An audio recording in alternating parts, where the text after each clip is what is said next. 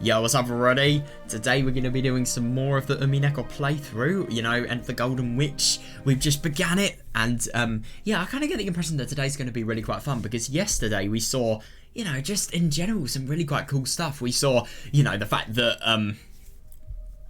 Blimmin' Kraus had made it so that he has done some very, and when I say very, I mean ridiculously stupid investments, and obviously now he is paying the price, but now he doesn't have to, because, you know, Keenzel was dead. His, you know, all of the money that he has collected as collateral from Keenzel's funding won't be exposed, despite this, because of the fact that he has just been magically resurrected. And when I say that, I mean it in its truest sense. He has genuinely been resurrected, and it's just really quite funny to think that, you know, there is so much magical power in this world now that, you know, resurrections can actually happen, and, you know, just by mere human beings. And I did find it really interesting yesterday to think, like, you know, there is no point in thinking of Beatrice as, you know, someone who requires so much effort to actually be resurrected now, because obviously there is so much magical power that that's really, really unnecessary.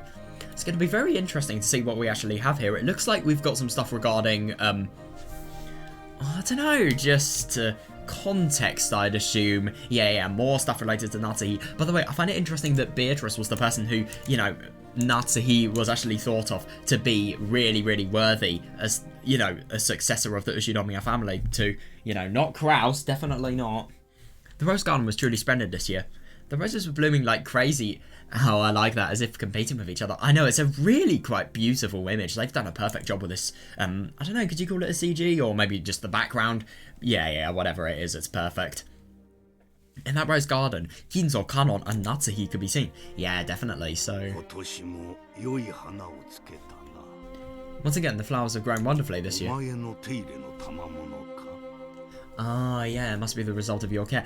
Yeah, and it's just really interesting because obviously Keenzel has really, really noticed good results. That's probably why he appreciates Natsuhi so much. Thank you very much. Oh, fair, but at the same time, the weather could be good, but you could still totally neglect all of the roses. And, you know, they've obviously been looked after well if they're literally trying to compete with each other. Thank you very much. The weather just happened to be good this year. Yeah, thanks to your care, the garden is even more beautiful than usual. Good work. Yeah, it's just like Kanon to not really see the, you know, the reason for praise in his work. Thank you very much.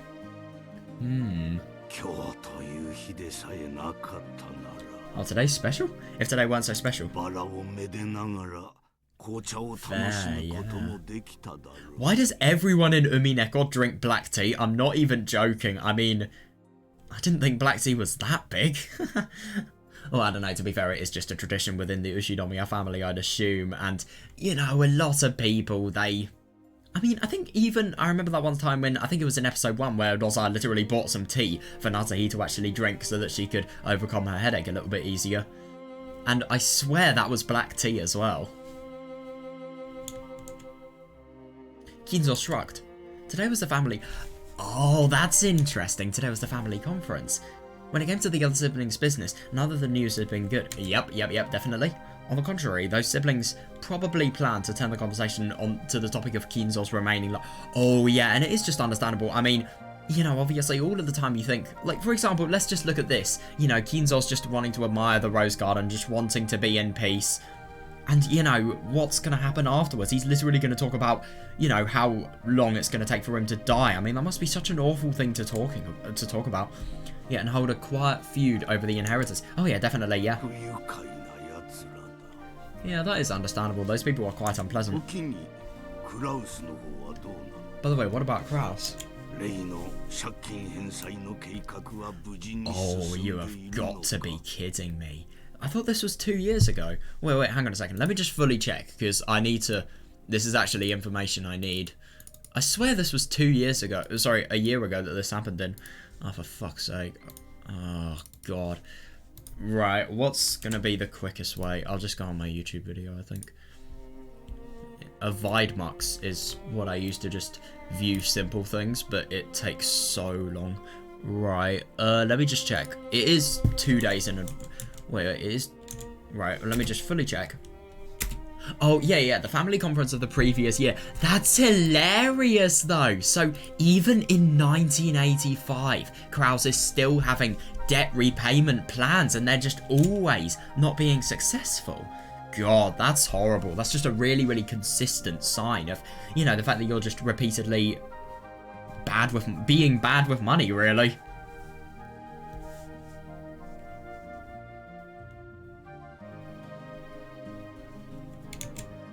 Yeah.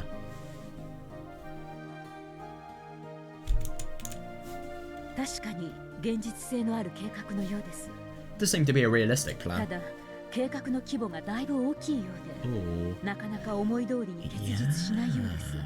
Yeah, that's the thing about Krause. I kind of get the impression that he does way too many things that are really, really too high scale, because obviously the more you risk in business, the more reward you're going to get. Even though he could get a brilliant, brilliant reward, you know, the risks and the consequences, they could be, you know, like we've seen yesterday, they could be something that you could never recover from. Potentially. It does seem to be a realistic plan. However, it's a plan on quite a large scale, and it doesn't seem to be bearing fruit quite as well as he expected. Yeah. Oh yeah, fair, yeah. If possible, I would have hoped to have that resolved before today's family conference. Yes, she looks stressed. God, my apologies. Huh? That was not what I was expecting. Are you sure that's okay, You're okay, Kinzo? Casually walking around in a place like that? Definitely not what I expected to hear. How is she? How has she gotten up there? Well, I don't really think there's a question that needs to be answered. Well, it's fairly pointless to wonder about that sort of thing when you're dealing with a Yeah, definitely, yeah. Beatrice is casually sitting on the roof of the arbor. That must actually be really quite cool. Whenever you want to talk to somebody, if you just want to look really, really cool, if you're a witch, you can just teleport anywhere. Almost as though she had been basking in the sun. Oh no, I see that. Beatrice, don't get radiation. Don't get radiation sickness. Now, to be fair, you'd have to do loads and loads of hours of bathing in the sun if you actually wanted to potentially have gamma radiation, you know, ionization to cells and, you know, cell mutation risks. But still, like, it's not something you want to risk.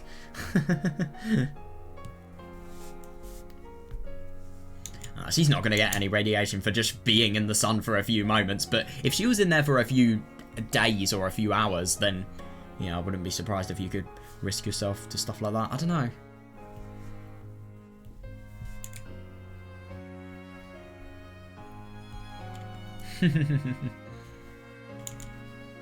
Those relatives are like a massive lump of the magic-resisting toxin, and they'll be intruding in on us. Oh yeah, fair, yeah. Oh. That's really interesting. If you bump into them, your soul will evaporate in an instant. What? No! You are not telling me that this is the reason why, in red, Kinzo has been dead at the start of every game, but what the fuck? I'm already dead. Yeah, definitely, yeah. That's absurd. But at the same time, what I don't really understand is, if Kinzo's already dead, when he actually dies, why hasn't he disappeared? Why is this body discovered? Well, I suppose you still would. I suppose that there is a soul and then there is a vessel, and if your vessel can't actually support your soul, then of course it's just treated like a normal body. I mean, that would kind of make sense in explaining why Kinzo is, you know, burnt to death every single time, coincidentally, rather than yeah, we can't have that happen. No, but I do find it really interesting. That just definitely shows in episode 4, you know, so much has happened that, you know, even though this guy is literally dead and he's been resurrected by Beatrice and, you know, everyone's magical power collectively, he's still... By the way, it really surprises me that was possible in episode 1. But, yeah, it still does kind of surprise me that he was able to literally do the family conference within all of the family members' vicinities. I mean, it's just so surprising. We can't have that happen. Yeah, please, for the sake of the Ushinomiya family, lend us your strength for just a little longer. Natsuhi. It seems the boat carrying the relatives has left the harbour. Fair, yeah, perhaps it's about time to bring an end to this walk of yours. Is that so? ありがとう。 Thank you. お父様は書斎へお戻りください。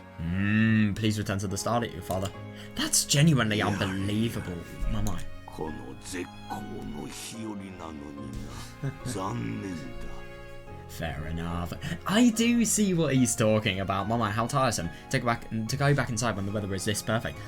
By the way, I'm just genuinely so ridiculously surprised that there is so much more to Kinzo than we actually realise, because, you know, beforehand, what Ryukishi has really done is he's only shown us the bad side of Kinzo. I mean, obviously it's hard not to do that when, you know, you see somebody as mad as him with the desire to, you know, make hell rain down upon everybody, but, you know, to resurrect Beatrice. But, yeah, it's just really interesting. By the way, I just don't really understand... No, wait, I do. But, yeah. I do wonder. 愚痴るな、金蔵。 Don't grumble, Kinzo. 今のそなたは、わらわに生かされているだけの幽霊であろうが。 Fair enough, yeah, you should be lucky you're even alive. Right now, you're nothing more than a ghost I gave life to. そなたに毒素で消し飛ばれては、わらわも夏日も困るのでな。Yeah, definitely, yeah, it would be troublesome for both me and Natsuhi if you're scattered away by the お toxin. となしく書斎へ閉じこもり、布団でもかぶっておれ。 God. Just be a good boy, shut yourself away in the study and ramp a blanket around yourself or something. Now, I do find it really interesting because obviously, what I was saying, I completely forgot to actually expand on my point that I just mentioned. But Kinzo is always portrayed to be such a sad and, you know, just tragic person who has no ounce of respect for anybody. I mean, it's obviously hinted that he has a good relationship with, you know, Natsuhi and, the servants in episode 1, but, you know, it's still never really implied. But it's just interesting to see that, you know, to the people that Kinzo actually respects, firstly, he doesn't sit inside his research study 24/7, and secondly, you know, he does seem quite pleasant if you actually are on good terms with him.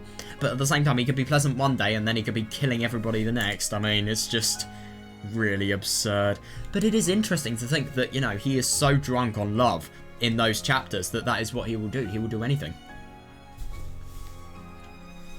By the way, I'll tell you what I find really interesting. Kinzo in episode 1 and 2, he couldn't possibly see Beatrice because of the fact that he didn't have the correct wavelength and he didn't have the magical power to do so. But the more the magical power has increased... Well, wait, no, that's the case for episode 1, I think. Not episode 2, because obviously... No, that was after... No. Kinzo couldn't see Beatrice until she had resurrected in episode 2. It's just interesting that, you know, the wavelength gradually... I think the requirements for the wavelength either get smaller or the wavelength in an average person that believes in magic gets bigger because of the fact that Rokkenjima has more magical power.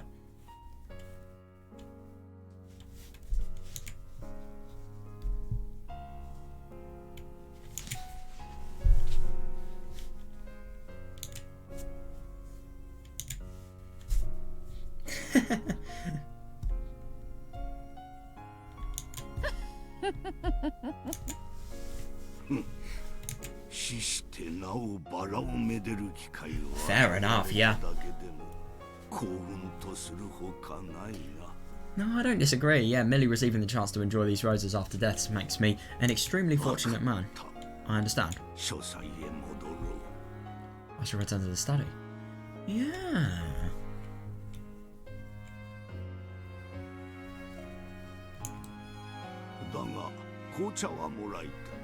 But I would like some black tea.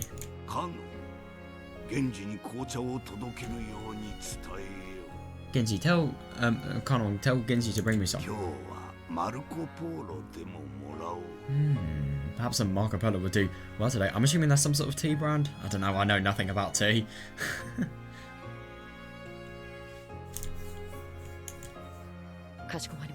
Certainly.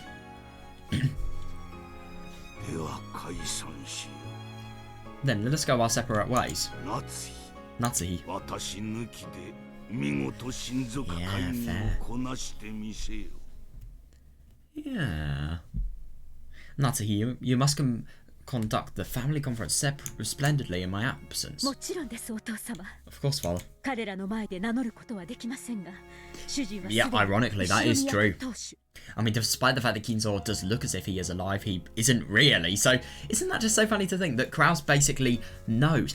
That's actually really interesting. I do wonder if, obviously, this has happened with every single story that we've seen so far, and, you know, Kraus has been, Kraus has always been confident at the fact that, you know, he will actually succeed the headship because he knows definitively that Kinzo is dead. I do wonder.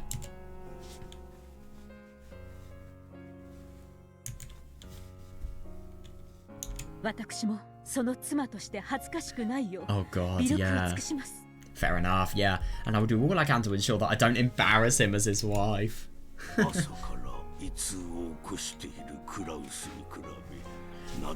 No, I don't disagree. Yeah, compared to Kraus, who's had a stomachache since this morning, he was so very composed, Natsuhi. God. Yeah, that is brutal. My son is quite hopeless. But yeah, I see this. I mean, even though obviously it is hopeless in the financial situation that he has actually got himself in, and always getting himself debt for, you know, investments that may in the future really become something significant, and always throwing away money through really big risks. But at the same time, he still does have a lot of, you know, economical skill to actually be able to get up and get that much money to begin with. It must be quite something. I don't know, it kind of depends on where he got the first, you know, money to start with. Did he gradually increase his money, or did he have a big amount to start with? Because obviously, I mean, if you live in a place like this, it could be anything if you ask me. Yeah, fair. Supporting Mori's weak is my duty as his wife. Indeed. Yeah, carry out your task with precision.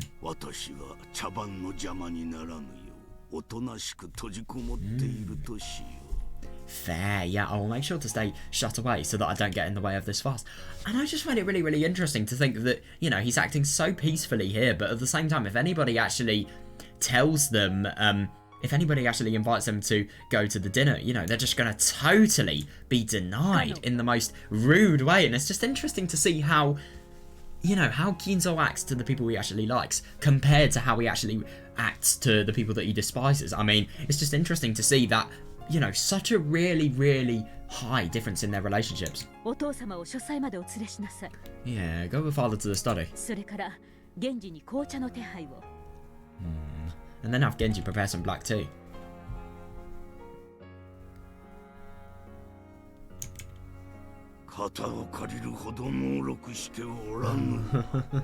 I'm not so senile that I need your help to stand up. No way. God, that really surprised. How the fuck? No, I'm just genuinely so surprised. So Kinzo can basically barely stand up. And yet in episode 4, do you remember that display of superhuman strength he had? That's weird. Refusing Kanon's attempt to lend him a hand, Kinzo rose from the flower bed he had been sitting on. He'd actually been sitting on a flower bed. What? He'd been sitting on flowers? Or had he just been sitting on some sort of seat that's near the flower bed, or some sort of bench, I don't know. Or has he been sitting on the grass that's near the flower bed? The retired head left everything in Natsuhi's hands and returned to the study at a gentle pace. Yeah, that's interesting. You're looking well. He possesses a sense of dignity reminiscent of Kinzo's deceased wife. That is interesting.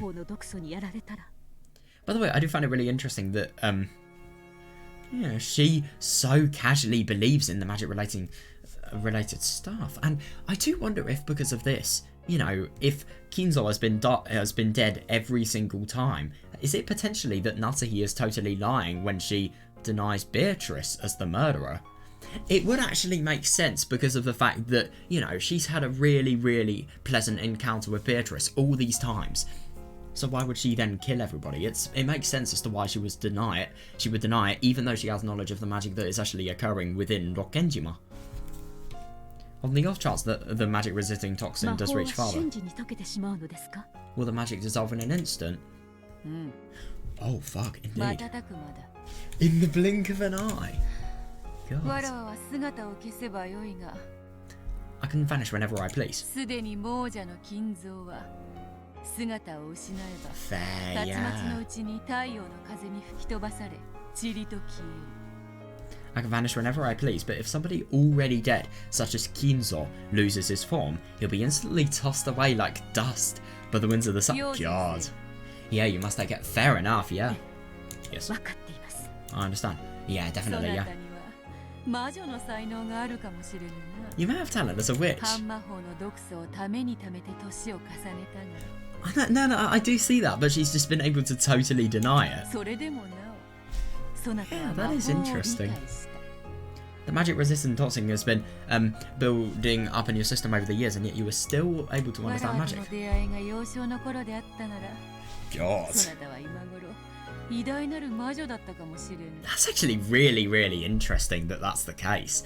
And I do wonder, I just genuinely wonder how, you know, Natsuhi's life would have actually differed if Beatrice had met her in her youth. Oh my god, that would be absurd.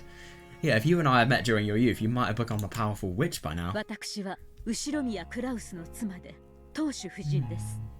I'm the wife of Ushinomiya Kraus, the family head. 名誉を守るためならば、魔女にも鬼にもなりましょう。 I would even become a witch or a demon to protect his honor. I mean, obviously I do understand what Natsuhi's saying, and she does sound very, very serious. I mean, when is she not? But at the same time, it's just really quite funny that, you know, even, I don't really think she has an idea of the weight of those commitments. あなたの魔法の力には深く感謝し But ま at the す。 same time, even if she did have an idea of how much of a commitment these things were, it's, you know, really quite doubtful whether that would actually happen or not, because obviously she really, really does have a connection. Oh, I'm deeply grateful for the power of your magic. Yeah, fair. 後宮家の名誉はあなたの力なくして守れませんでした。 Yeah, definitely. They would have so many ridiculous scandals here. Yeah, I wouldn't have been able to protect the honor of the Ushinomiya family without you. その話は機会を改めよう。 Let's discuss that another そ time. の際はぜひ女同士二人きりでのんびり紅茶を楽しみたいものだな。 I'd like to enjoy it with just the two of us women drinking ス tea. リランカに行った友人がバラの香りの素敵な紅茶を送ってくれました。 Wow. A friend of mine who went to Sri Lanka sent me some black tea with a wonderful rose fragrance. That sounds really quite お nice. お、ディンブラか。 She knows it! Oh my god. You mean Dimbler? うん、悪くない。 That isn't bad. ならば、茶受けはパティスが良いぞ。 Then you should also have some pattis on the こ side. の度の親族会議が What 無 is 事に that? ごまかし通せたなら、わらわへの褒美としてそれをぜひに振る舞え。 Wait, you must serve me some as a reward if I manage to trick everyone for this entire family conference. As in the fact that Keenzo is dead? 約束で Oh, あ no, るぞ。 sorry, alive even. It's a promise. わかりました。 Understood. 約束しましょ I promise. う。後ほど。 Then I'll see you later. うん。後ほどな。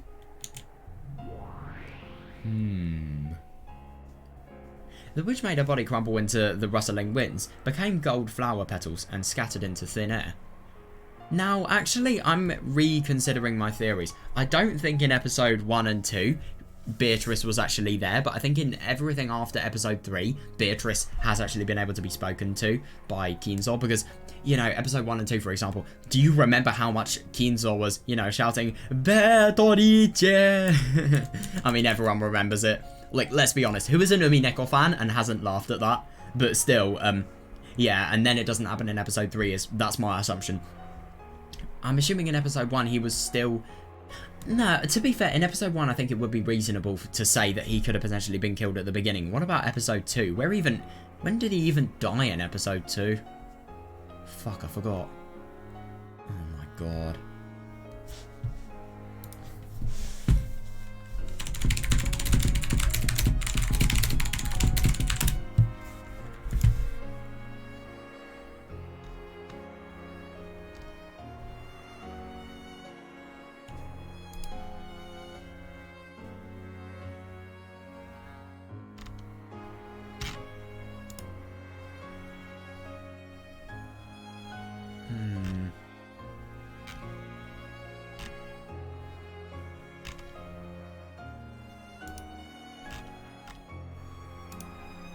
Let me just read. Hold up, sorry. Where does Keenzo die? Is this like a order of events? Please. Oh my fucking god. I'm just really searching in the wrong places here.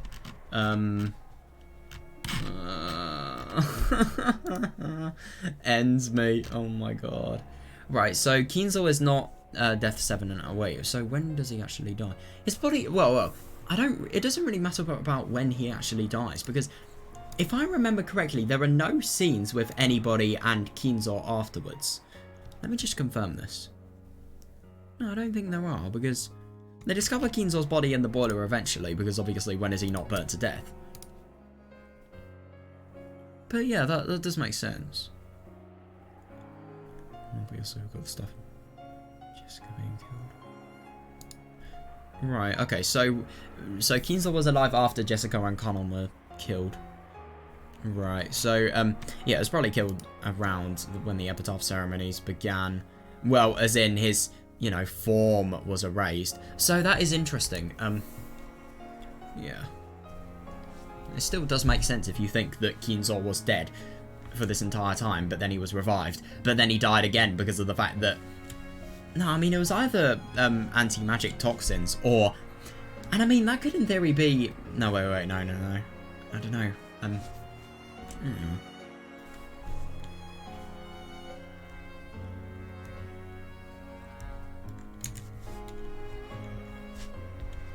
That is actually really interesting, the tea that they've got.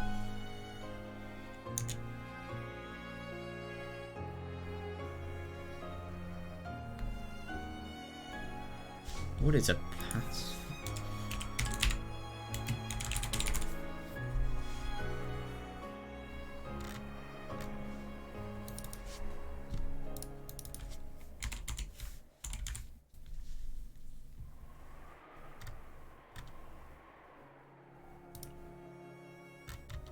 Well, what I'm finding is that pattis is just a really weird shorthand way of referring to a pastry. The witch made her body crumble into the rustling winds, became golden flower petals and scattered into the air. Of course she, you know, crumbled. That must be so odd to look at. It must just be really quite beautiful to see though. I mean, it is just so odd though. God. Natsuki watched her go, then turned on her heels and headed for the mansion. Yep, straight to business. And then there was none left in the rose garden. Yeah, fair enough, yeah. No reason for anybody to stay. Ooh. Oh, yeah, okay then. It's break time. Got any complaints so far? Oh, that's interesting. Is this burn? Oh, right, yeah, it is. None at all. So what I'm assuming is that, you know, Lambda and Burn, they're probably reviewing the game board and they're probably just, I don't know, making it so that it's as horrible as possible for Battler. None at all. If you have to piss, why not just go and do it? Seriously though, I do kind of see that. But at the same time, these people are friends. It's not really that rude, is it? What a rude thing to say. Yeah, Kinzo is already dead, right? Yeah, but he's walking around and talking, isn't he? How the fuck do you disprove this? Yeah. That's poison. So before any of the murders have even occurred, we have Kinzo's death. Yeah, doesn't that mean this is magic?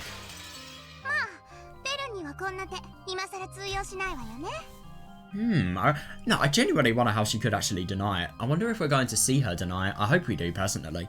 Of course, I doubt this move will work off on you after all of this time, Burn. Yeah, but what about you, Battler? I do wonder what he's actually going to think. It is. Isn't this weird? No way. Don't you have to accept the existence of the magic that revived Kinzo? God, her laugh! No, I do kind of see what Lambda's actually doing. No. Oh, no. No, I see the resemblance. If you're trying to imitate Berto.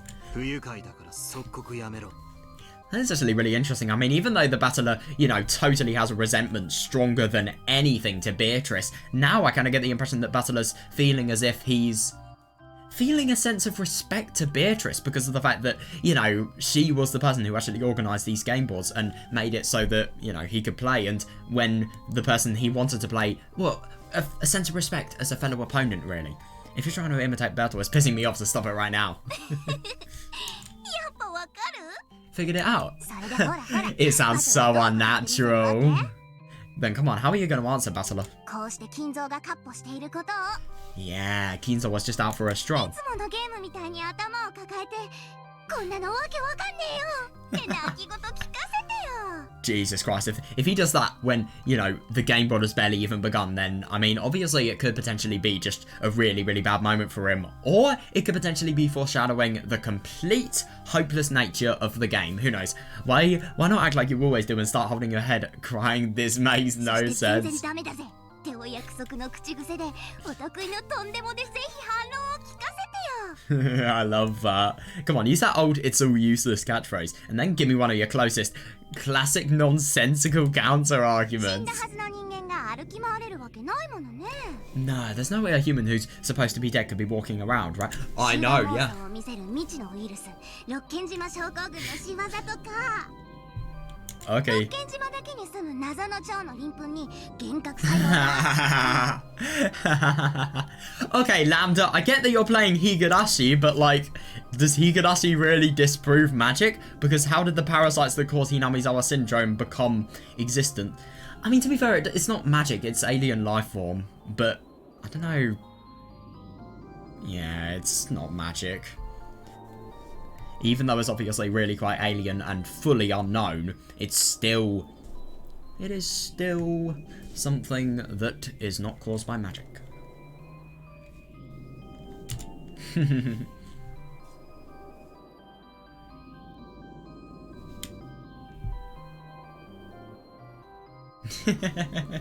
Oh my god, I love that. You know, these people just totally enjoy so much just to see Butler completely... Well, I don't really... Well, completely provoked. There's a good word.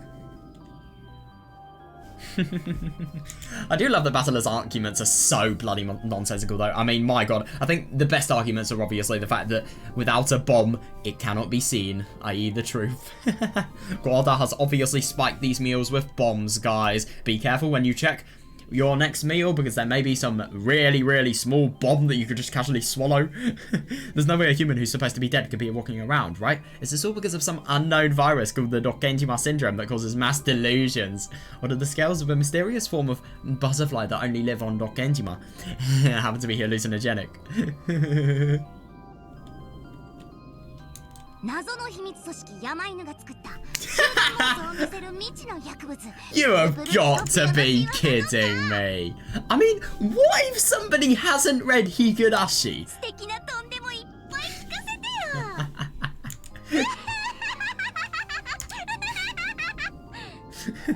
よ Or is it all because a mysterious secret organization called the Mountain Dogs made an as of yet undiscovered drug called Pico Puyo? I swear there's a game that's like that. Oh my god. No, isn't it Purudin or something like that? Oh god. Have I accidentally... Wait, no, I swear Neolands. That's a level in it. Oh, Kurudin Paradise, right. Yeah. So Kuruirin, even. And Purudin sounds like some sort of really weird anime. I don't know. But yeah, what's that a reference to? So Puru. Dude, fuck off. What's Pico Puyo? What is this a reference to? Oh, so it's... Oh. Oh, that's actually really quite funny.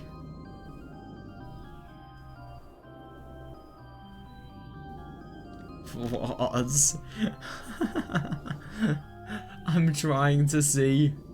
I just search and then I find, yes, Takano is the culprit for all of the events in Umineko. Yeah, that makes sense. Or is it all because a mysterious secret organization called the Mountain Dogs made an as of yet undiscovered drug called Pico Puyo? Of course it's not H173, which causes mass delusions. Let me hear tons of this wonderful crap. I love that she doesn't even... yeah, fair enough, actually. I mean, she is actually really quite funny, but she kind of sounds like a bully. This isn't even a problem. Oh, interesting. Grandfather is dead at this point in time. Yeah, there's no way he exists. Exactly, yeah.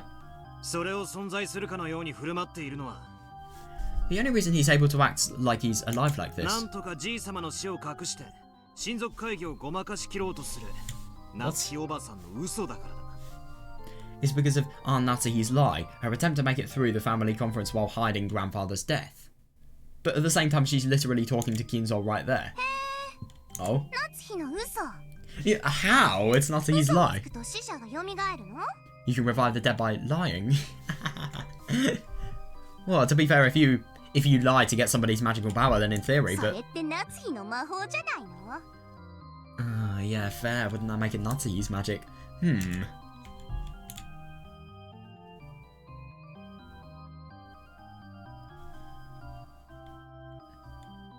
But the only thing is I don't really understand why she would actually do this. Like, it is a fair question to think about, because you could think that maybe Natsuhi has lied that Kinzo has actually died, and maybe Kinzo's been on the plan as well. But at the same time, I don't really understand why...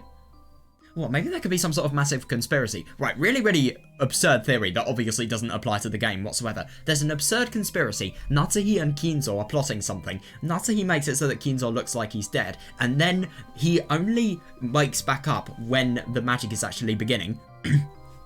Obviously, everybody would have thought he was dead, so nobody would be clinging onto him, and nobody would be able to see if he had a heartbeat or not. And then when Kinzo was actually woken up, and you know, the miracle has actually occurred for him to be resurrected, then it could potentially be some sort of scandal to make everybody there believe in magic, and that could be used against them somehow. But at the same time, then how the fuck is Beatrice there? And how does she have the things that you can objectively see? Like, for example, the disappearing into butterflies. Like, it's just a ridiculous argument. Oh, I'm just theorizing the most ridiculous shit. That's the fun thing to do about Umineko. You just make up scenarios that you fully know are wrong, but you just do it for the fun of it.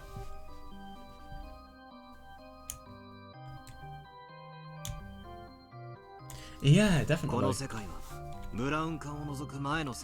Ah, that's interesting. This world is like around you before you've looked in it.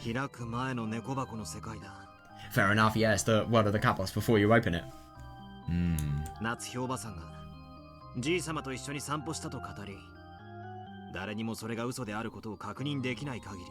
As long as Aunt Natsuhi said that she took a walk with grandfather, and as long as no one can confirm that it's a lie.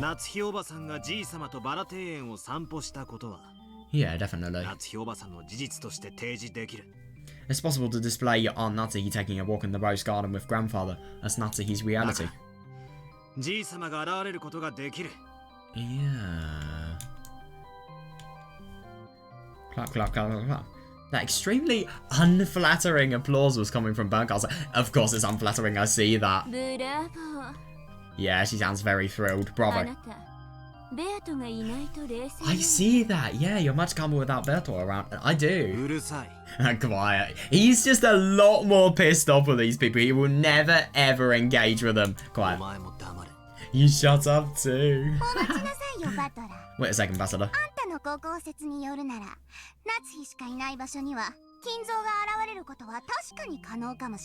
Yeah, but that is understandable. According to your theory, sure, it might really be possible for Kinzo to appear if Natsuhi's the only person there. Yeah.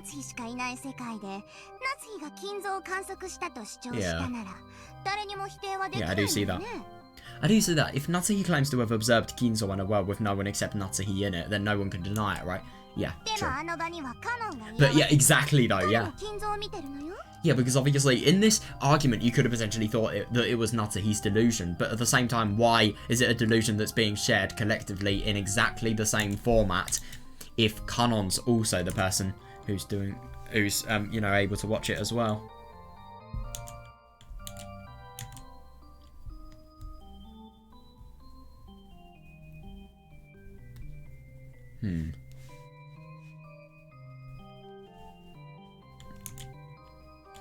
Yeah, that's tricky. Yeah, I agree. How would you explain that? I love that he always puts on such a confident front. That's no problem at all.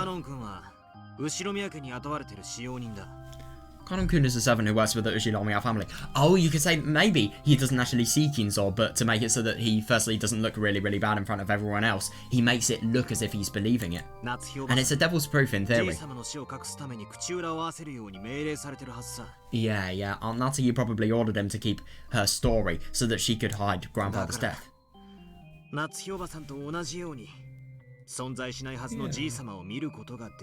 Everything has made sense until this. How can you see somebody just because of the fact that, you know, Natsuki has told you to basically keep this as a scandalous, you know, conspiracy, really?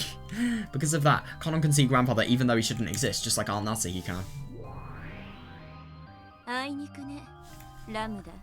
Too bad, Lambda. That is interesting. Yeah, I'm genuinely surprised that, you know, she was actually really quite shocked at the fact that Battler could counter it. Yeah, Battler isn't going to fall for that kind of child's play anymore. Oh, seems so. I know, yeah. To be fair, at least he's past the opening. It's really, really good, that. Well, this is nothing more than an opening before the game's really started. Like an aperitif before a meal. Yeah, fair. An appetizer at a bar. Green tea at a sushi restaurant. Shuts up. Yeah, he's brave, because obviously I kind of get the impression that this has the potential to completely make him go down. I don't know. So we aren't going to get anywhere unless I say it in blue text, huh? Looks like it. Would you mind?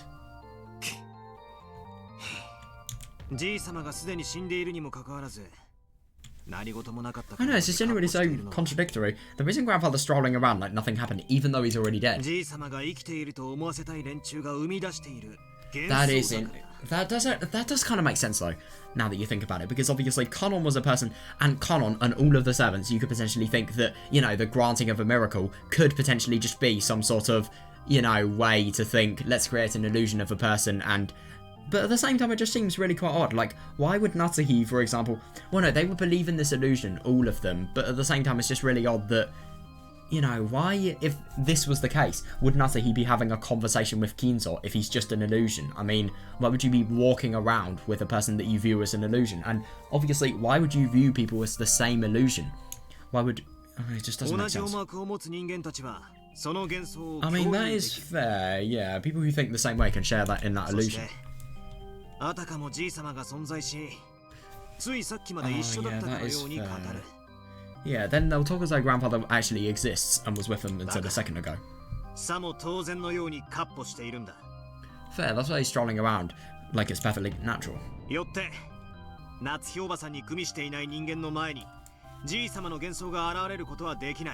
Because of this, the illusion of grandfather is unable to appear in front of people who aren't in on this with Aunt Natsuki. Yes, that is a very fair point, yeah. Yes, that's good. That's why they made up the story of him shutting away himself in his study and refusing to come out. Yeah, understandable. And that does work. Yeah. In the games before now, grandfather has always locked himself up in his study. Yeah, exactly. Yeah, we never wet him directly. Yeah. Unless you count episode 4. However, some people said things that made us think he was locked up in his study in a bad mood. Such as claiming to have met him only a short while ago. We blindly accepted their statements and believed that grandfather was in the study. I know, but you can't. You genuinely can't. That's why it was possible for an illusion of grandfather to exist in the study. And it is really interesting. So he's basically saying that because of the fact that these people have collectively had an illusion, which I'd say, you know, was created when, you know, the whole miracle-related things were happening. And it is really interesting because I remember Natsuki was saying some really, really roundabout stuff about, you know, Kinzo actually having, like, we'll just pretend that Kinzo is alive, we'll just pretend that, you know, Crowd will make it look like he's disappeared, and then, you know, he did actually appear. It's just really interesting that it should be so impossible for something like this to happen, but, you know, it has actually happened, and then they've had a collective illusion, which makes it... But at the same time, if they've had a collective illusion... I'd assume, like, the actual, for example, the chatting in the Rose Garden, that's to strengthen their illusion. They're not actually chatting to anybody. It's just so weird why, you know, if they actually were deluded, well, trying to create an illusion, then, you know, why would they be trying to strengthen it? I mean, wouldn't you have thought, if everyone was just trying to create an illusion, why would they then spend time with the person that they're imagining? And if anything, what I don't really understand is, if it's an illusion, then why is what's being said not open to interpretation? Because we all have different brains. Why would we all be able to think that Ginzo is saying exactly the same thing?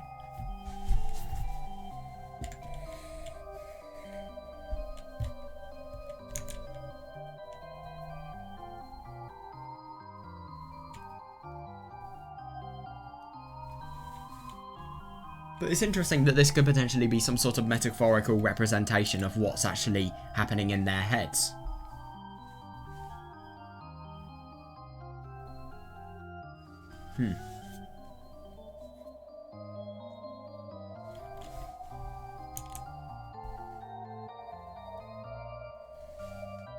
Yeah.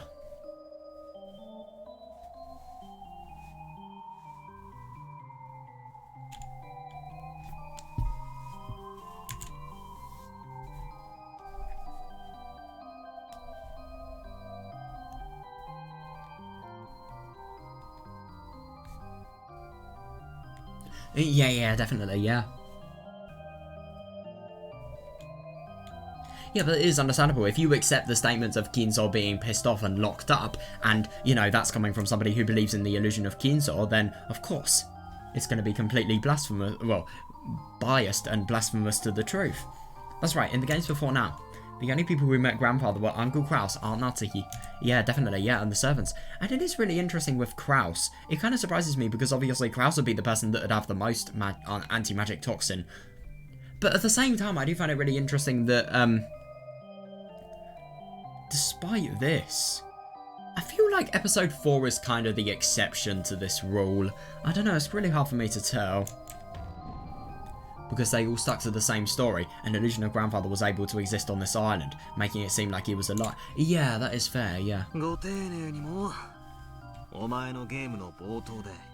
Yeah, you even showed us a scene at the beginning of this game. Yeah, definitely, it's convenient.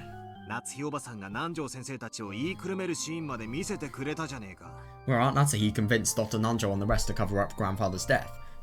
Yeah, definitely. I'm not gonna fall for such a trick like this after all this time. Well, not bad.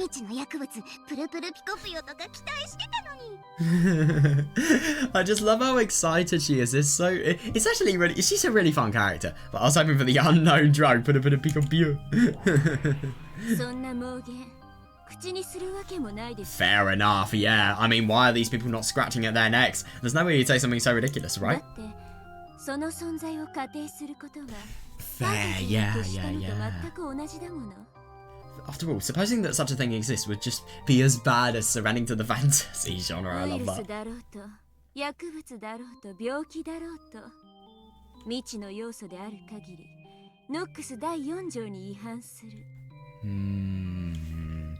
Whether it's a virus or a drug or an illness, anything that hasn't been discovered yet is in violation of Nox's fourth. Who the fuck is Nox?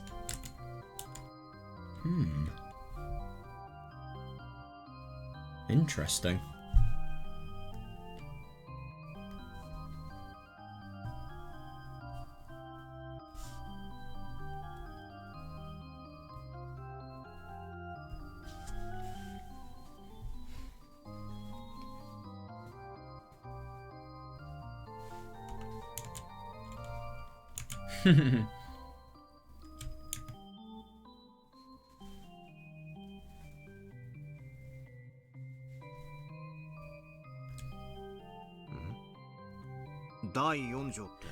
Yeah, what do you mean, fourth commandment?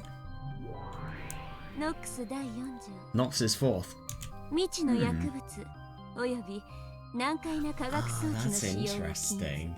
It is forbidden for unknown drugs or difficult to understand scientific devices to be used. So whoever Nox is, they basically, I'm assuming they are the lawmakers, and they make the laws for the game board. Right, so whoever Nox is, they are fucking powerful. Let's be honest here.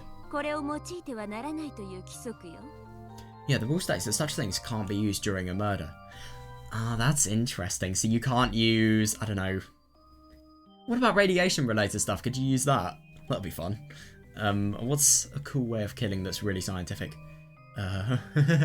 Atomization. Wait, I'm gonna search that up.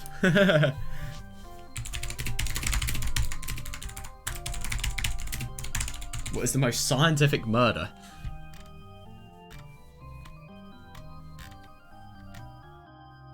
Wait, scientific...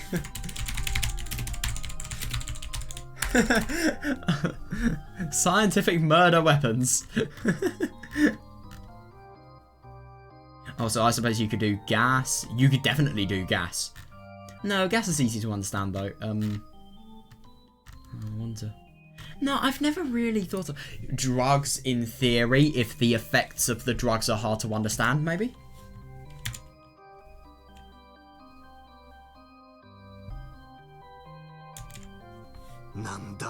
What the hell? They would be, to be fair, I see that. They would be. No, I do see that. That could really, really explain, I don't know, just sudden changes in behaviour from people very, very well. What the hell? Unknown drug X and unknown scientific device X should be the best kinds of weapon to use when fighting against a witch. True, yeah. That's what I'm talking about. That's interesting. All of those violate the rules of a proper mystery. Supposing an unknown virus, an unknown drug,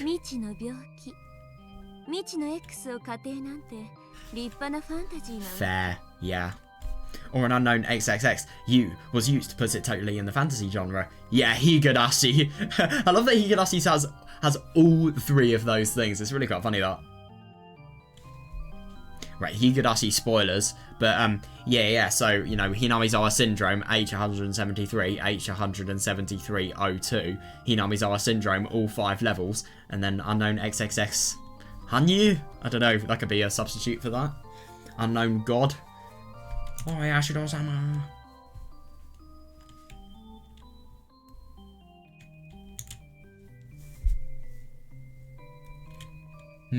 That is understandable. Yeah.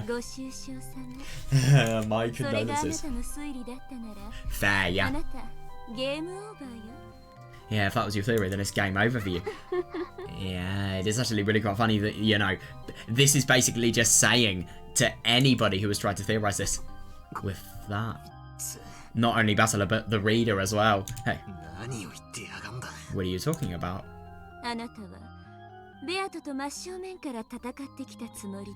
You think you've been fighting in direct opposition to Berto? But that's not actually true. You haven't been in direct opposition. I see that actually, because the more game boards that are played, the more magical power that can happen. You've been fighting along with her from a slightly different angle. Yeah, definitely, yeah. All this playing detective you've done hasn't been fantasy versus mystery. Fair, yeah. It's only been fantasy versus fantasy. Yeah, I see that. I don't have a clue what you're saying. Fair enough, yeah. But there's one thing I do get. Yeah, it sounds like you're saying there's something wrong with my fighting style. I do see that. I mean, I do wonder. We're fighting to kill the fantasy known as the illusion of the witch. Yeah. That means interpreting this tale as a proper mystery. That is interesting. So what Battler has been doing, rather than interpreting... No, I do totally see this, because Battler has been interpreting this tale rather than, you know, total mystery and actually trying to figure out what's actually happened with the humans. He's rather been interpreting it as something that is anti-fantasy. He's only been trying to find everything that is opposed to fantasy, so much so that he's never really been able to, you know, find the mystery and find the tie and find the truth of what actually happened. Oh, yeah, that's understandable, yeah. In other words, from the very start, we have to ignore any and all elements that violate the taboos of the mystery genre. I love that, the taboos. Ignore, you say? Yeah.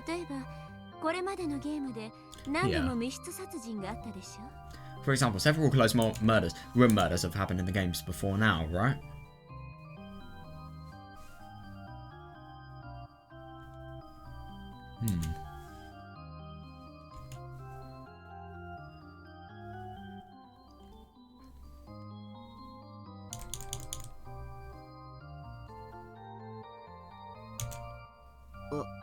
Yeah. ああなたはベアトとその度に犯行現場で隠し扉が存在しないかどうか At every single crime scene. 随分と熱心に確認していたわね。 Yeah. You enthusiastically check with Bertolt to make sure there are no hidden doors, right? Oh, yeah. The total ま battle る with the でそ red. れ自体が戦いであるかのように。 Yeah. Then that leads to a flashy bunch of red troops weaving together all over the place. 赤き真実を織り交ぜてガキンガキンと派手に。 Almost as though that itself is the battle. That's あれ interesting. 私に言わせると God, 時間 very の無 honest. 駄。 God, I call that a waste of だって time. ノックス第3条で明記されてるんだもの。 After all, it's clearly specified in Nox's 秘 third. 密の通路の存在を禁ず。 What? You have got to be kidding me. What? Huh? It is forbidden for hidden passages to exist. ミステリー That's だ so よね。 surprising. 秘密の通路はあっちゃいけないの。 Yeah, that's interesting. In the mystery genre, hidden passages mustn't exist. I mean, in Umineko, sure, but I don't disagree. I don't agree with that in, you know, the mystery genre as a whole. But still, that's really, really surprising that Nox is 4th and 3rd. Yeah, God, I wonder what all of the Nox commandments are. We're probably going to have to learn them if we want to bloom and figure everything out that's actually happening here. つまり正式なミステリーとして解釈しようとする場合、 So if you want to interpret everything as a proper mystery, 隠し扉があるのかどうかなんて論争、初めから that し is たら負けない interesting. よ。 I see that. Yeah, so basically if you actually use the interpretations from, you know, Nox's commandments, then you can basically realise that you are literally saying something that goes against not only the commandments, i.e. the rules against the game board and trying to see whether it's true or not, but you're also trying to, you know, just totally defile the mystery genre, which is what this is basically aiming to replicate, really. So if you want to interpret everything as a proper mystery, entering the whole debate over whether there are hidden doors or not means you've already lost from the beginning, see? ないんだから。 Yeah, definitely, yeah, after all, there aren't any. To be fair, that is a devil's proof, but at the same time, in this case, because of the fact that it breaks a commandment, we 存在 can't. するかもしれないと I wonder who Nox is. もうゲームオーバー。 Nox is probably... Yeah, Nox is probably going to be the Umineko version of Shikieki from Toho. As soon as you suspect they might exist, it's already game over. That's interesting. That really is. Beatrice is a dirty player for not actually telling Battler this. ないことが証明されてないから推理できないなんて。 In other words, you assume you can't start theory building just because no one yet has proven that hidden doors don't exist on the crime scene. Yes, understandable. It's a huge 甘ったれたあなたは fork in ミ the ス road. テリー失格。 That's why I call you naive and a failure at the mystery genre. That is understandable now. I そ see の that. 時点でゲームオーバー。 God, you've already lost one once you start thinking ミス about テリー that. で解釈する戦いをしてるつもりだったんでしょ。 God, she kind of sounds as if she's laughing at な Battler. らミステリーのお約束にちゃんと従わなきゃ。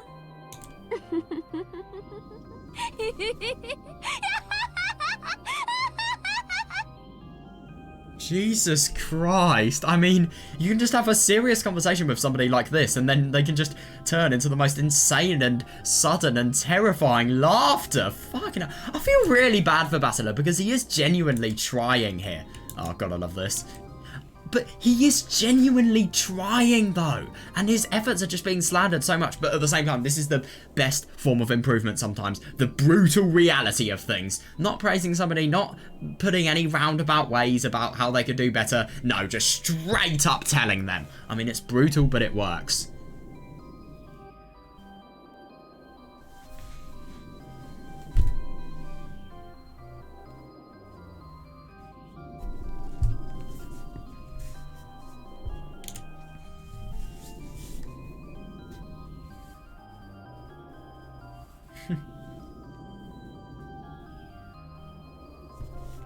But that is fair, I see that. God, her face. そういうことよ。 Burn when the coughing. God, Burn doesn't have the disease, does she? Well, that's it in a nutshell. すべての犯行現場には隠し扉が存在してはならない。 Yeah, hidden doors must not exist at any of the crime だ scenes. からその存在を確かめる行為はすべて時間の無駄ってわ。 Fair, yeah, that means any time spent asking whether they exist or not is wasted. お前が言ってるのはあれだろ I think I know what you're talking about. どこかで聞いたな I've heard about it somewhere. 推理小説の条件10箇条みたいなやつだったか Is this like the 10 basic rules for the mystery novels or something? ええ、そうよ。 Yeah, that's right. 希代の魔女狩り大司教ノックスが振りかざす魔女をうがつ10本のくさびよ。There's 10 wedges for drilling witches brandished by Nox, the peerless archbishop of witch hunting.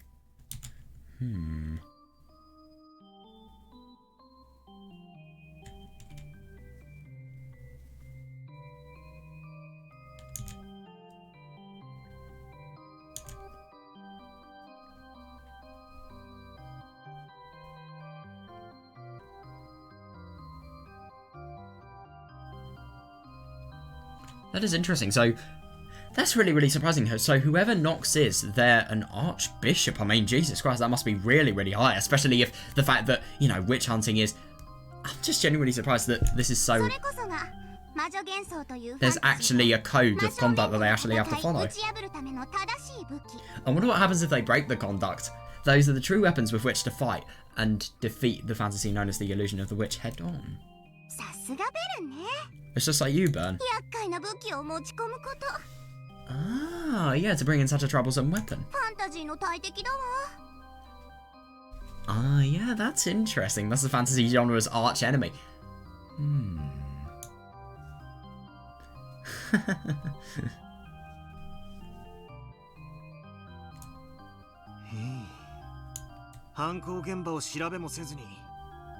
Yeah, it's really surprising that.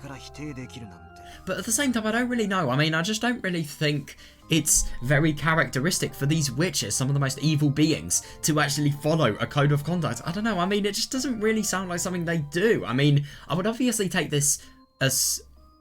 I wouldn't take it as gospel, no way. But I don't know. It kind of depends on how, you know, Nox, the bloomin' archbishop of witch denying and witch hunting. That is interesting though, witch hunting. I mean, it's just like a thing that actually occurs with more people than Beatrice. People actually try to deny the witch titles that are so important for, you know, acknowledgement for these witches.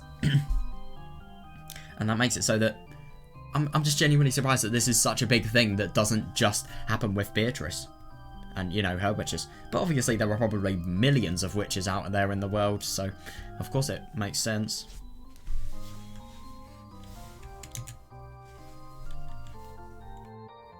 The 10 wedges for drilling witches, though, I love that. Yeah, the 10 things you have to actually follow to make it so that you can completely, well, hunt a witch down, really. It is interesting, that.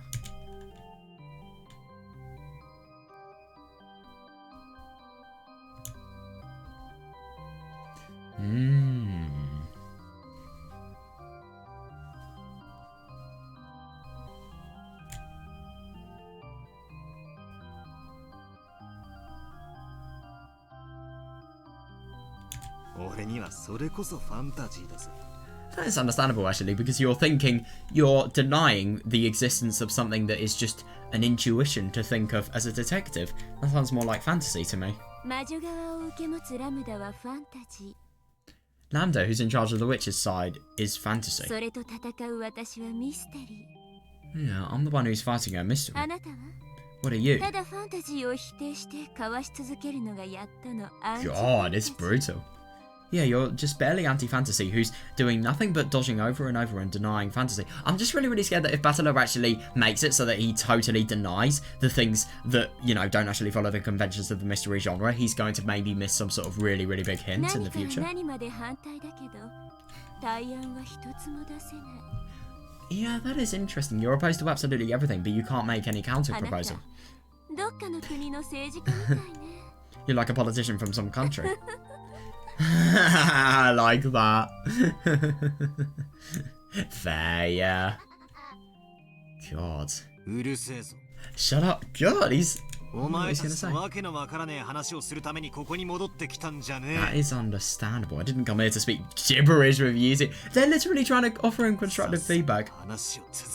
Even though they are being really, really mean about it. They are actually trying to offer a little bit of feedback that could potentially have the effect of improving Battler's, you know, tactics on the battlefield. It is really interesting that Burn's basically saying that, you know, because of the fact that he's doing so many things that don't actually follow the commandments, you know, it's as if it doesn't even matter what he's doing or about his efforts because of the fact that he's more trying to disprove fantasy rather than realise the mystery. Because I see this. There's a different thing between disproving fantasy and actually finding out what's happened regarding all of the killings.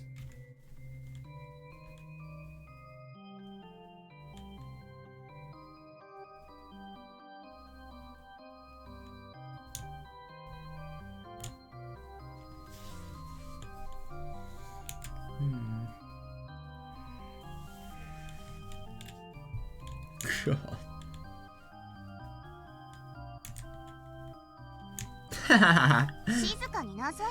Be quiet. Oh God. That sleeping princess behind you looks like she's in pain, doesn't she? Oh shit. When he turned around, he saw Bertolt's living corpse. Yeah, resting in a chair. However, sweat glistened all over her body, and it felt like she was breathing a little harder than... What the fuck? She looked as though she was suffering from a high fever. Berto. What's wrong? Are you okay? Well, she can't exactly answer. What do you mean, is she okay? Oh, it's only a human thing to do. You don't even understand. You should say some weird things. Okay, to be fair, that is understandable. Yeah, aren't you fighting to kill this girl?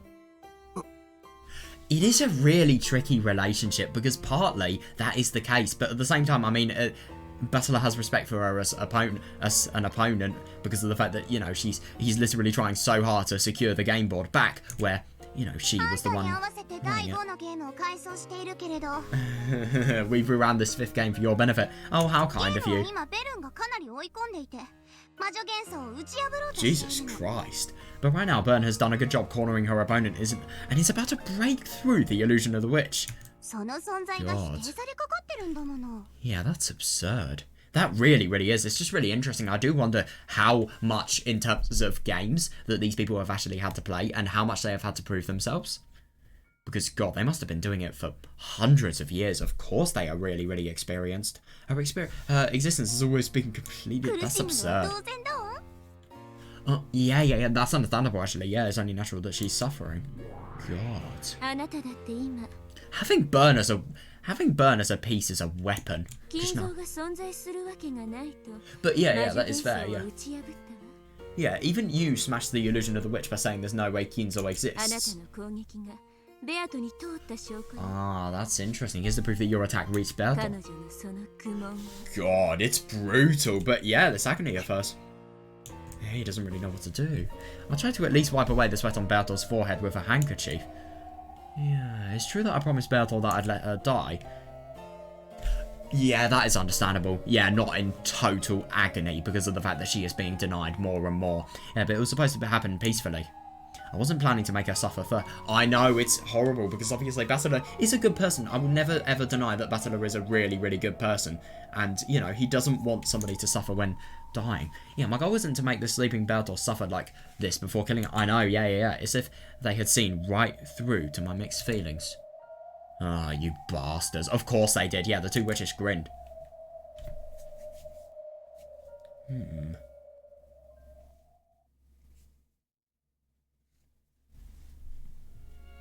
Oh, looks like we're here again.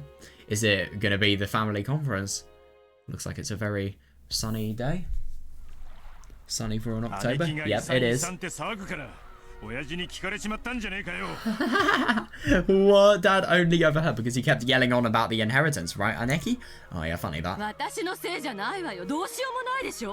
It isn't my fault, it was just an unlucky coincidence, okay? Dude, you guys are not even in the house and yet you're already arguing.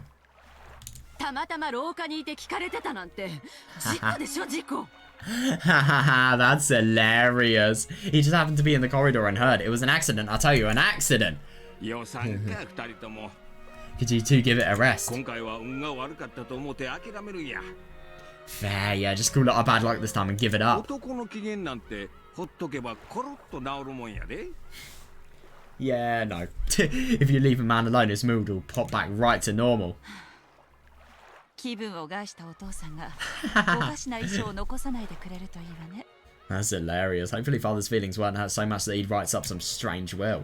The relatives took a deep breath and fell silent. こらマリアもはしゃがないの。 Oh god, hey, you can't jump around either, Maria. エンジェちゃんが転んだらどうするの。 What?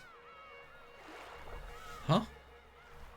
How is Angie meant to be alive here? What the fuck? What do you do if Angie-chan falls? お待たせしました。 Well, yeah, it does actually make sense. Oh my god, yeah, I keep on forgetting about... Yeah, that's actually really interesting. So we're going to see young Angie. That's going to be really weird. But yeah, it does fully make sense that we're actually going to be able to see her. Yeah, I really don't know why. I was just getting really muddled up with my dates for a second. Sorry to keep you waiting. 船の準備が整いました。 Yeah, the boat is ready. ほな行くで。 Okay, let's go. 今はぐちぐち言っても始まらんで。 Seriously, yeah, I won't get anywhere by complaining now. またのご来島を心よりお待ち申し上げております。 We eagerly await your return to this island. Ooh, what's this? Oh, yeah. Going on the boat to Rokkenjima. Yeah, here we are. From Nijima to Rokkenjima. Oh, that's going to be interesting. Oh, yeah, that is the worst. So obviously she's really worn out. And then, you know, literally the biggest day of the year is going to occur. I feel bad. I mean, she looks worn out. Look at this little line near her eyes. That really shows it, if you ask me. It just looks like one of those lines where you have really big bags on your eyes and they just gradually increase in size if you don't sleep much.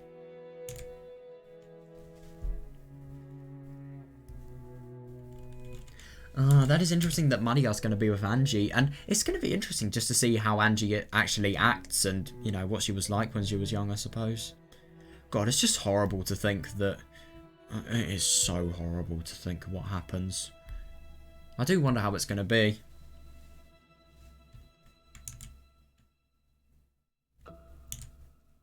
It's actually really quite funny though. I mean, that is the worst timing though. You bump into your father in the hall and then you're talking about his inheritance. I mean, fucking hell. How could you have such bad luck? Natsu, he was sitting on a bench in the rose garden, looking completely worn out. Yep, someone doesn't surprise me. However, when she noticed that Kanon and Kumasawa were coming back, yeah, she immediately sat up straight, regaining the dignity of their head's wife. Oh yeah, fair enough, yeah.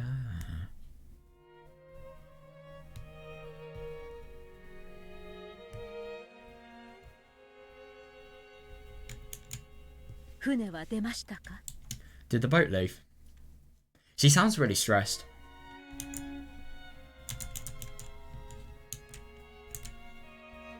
はい。 Yes. たった今出港なされました。It departed just a minute ago. そうでしたか。 I see. 見送りご苦労でした。 Good job seeing them off. Yeah, 主 yeah, 人はどうして yeah. ますか？ What is my husband doing? 先ほどお部屋にお戻りになりました。 He returned to his room a short お while 休 ago. みになられるとのことです。 Oh, yeah, fair enough. Yeah, he returned to his room a short while ago. He is resting. Yep. A rest before the bloody chaos. Since the previous day, Kraus had been almost overwhelmed by anxiety over the... Oh, yes, that's fair. Yeah, over the thought that Kinzo's death might be discovered. Because obviously, I mean, even though Kinzo was objectively alive, the thing is, if anybody discovers him, and I think if one person discovers him, it's going to be alright. But if more than one people actually discover him, then I kind of get the impression that, you know, it's going to be a real risk with regards to his life. Could you imagine if people just see Kinzo and then they see him disappear because of the fact that their anti-magic toxin actually makes it so that he dies? That would be really interesting.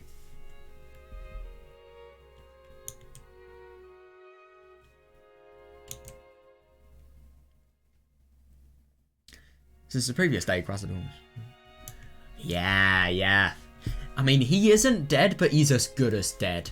Because obviously he can't have exposure to anybody who doesn't believe in magic. It's really funny that when the family conference ended, his weariness must have suddenly gotten a hold of him. Yeah. However, the way he had refused to let even a sliver of his true intentions slip out, and the manner in which he managed to act as though everything was normal.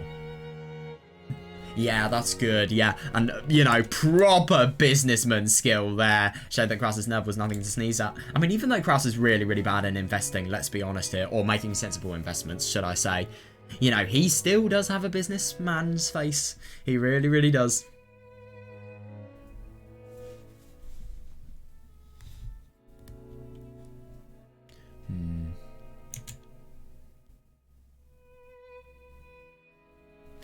Yeah, that's really good. どうでしたか？ How was it? 彼らはお父様のことを不審がってはおりませんでしたか？ Oh yeah, did they seem to notice anything suspicious about father? いいえ、 Not at all. 親方様に遺産分配の話をはーいされたと。エヴァ様などはそれは大騒ぎでしたとも。ねえ。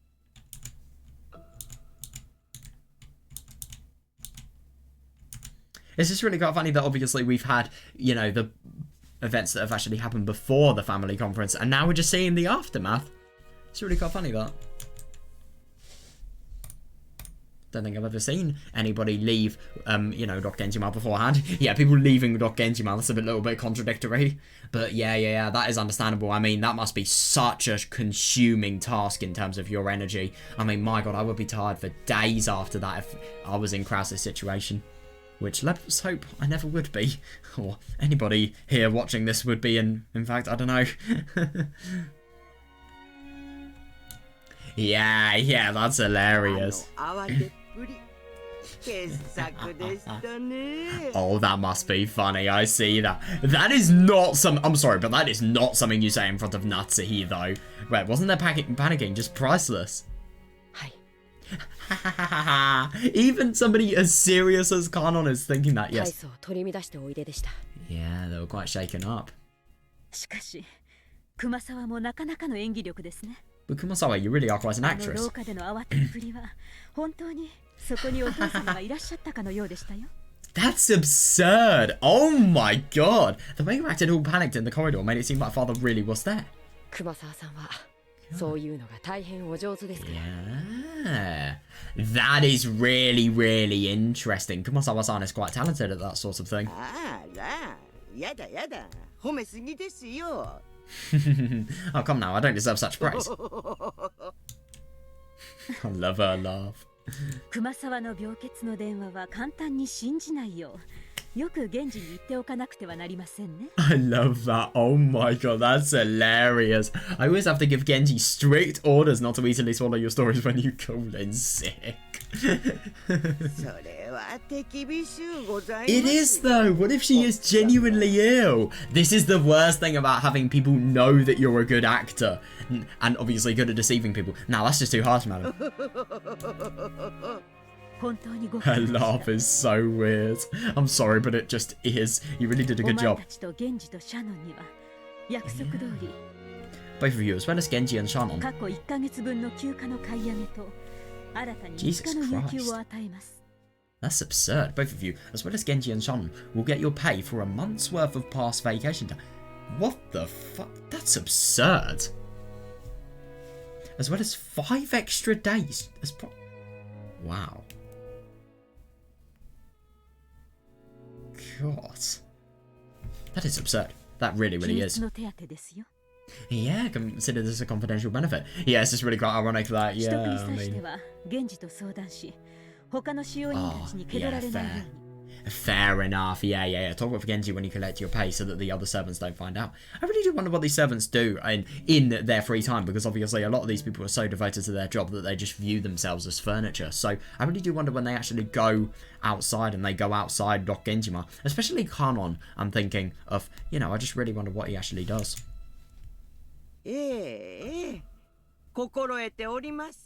Sure, we understand. Right?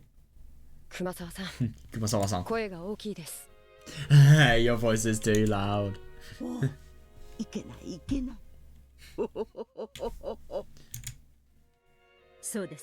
Good point. Let's leave it at that time for the time being. We should all return to our regular duties. Yeah. Oh, lucky. Oh my god, it's the black tea with rose aroma. That's right, I've had God, I prepare some special tea. Tell him to serve it. Oh my god, that's awesome.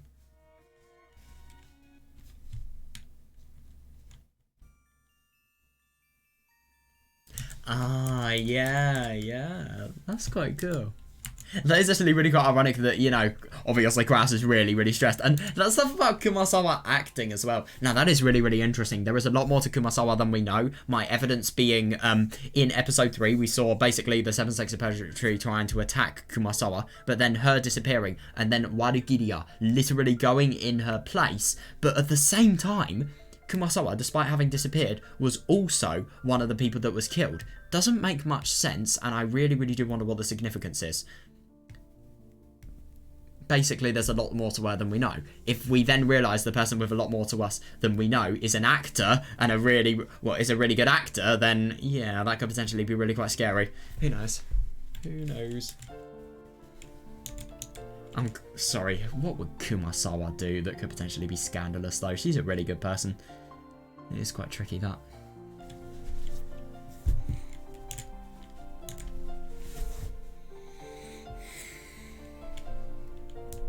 That is such a ridiculous amount of pay rise. I mean, my god. I know in my workplace, if you work on Christmas Day, you get 3 times pay, which I'm actually doing this year, I think. I didn't have a job last Christmas, but last Christmas, guys, let's actually die.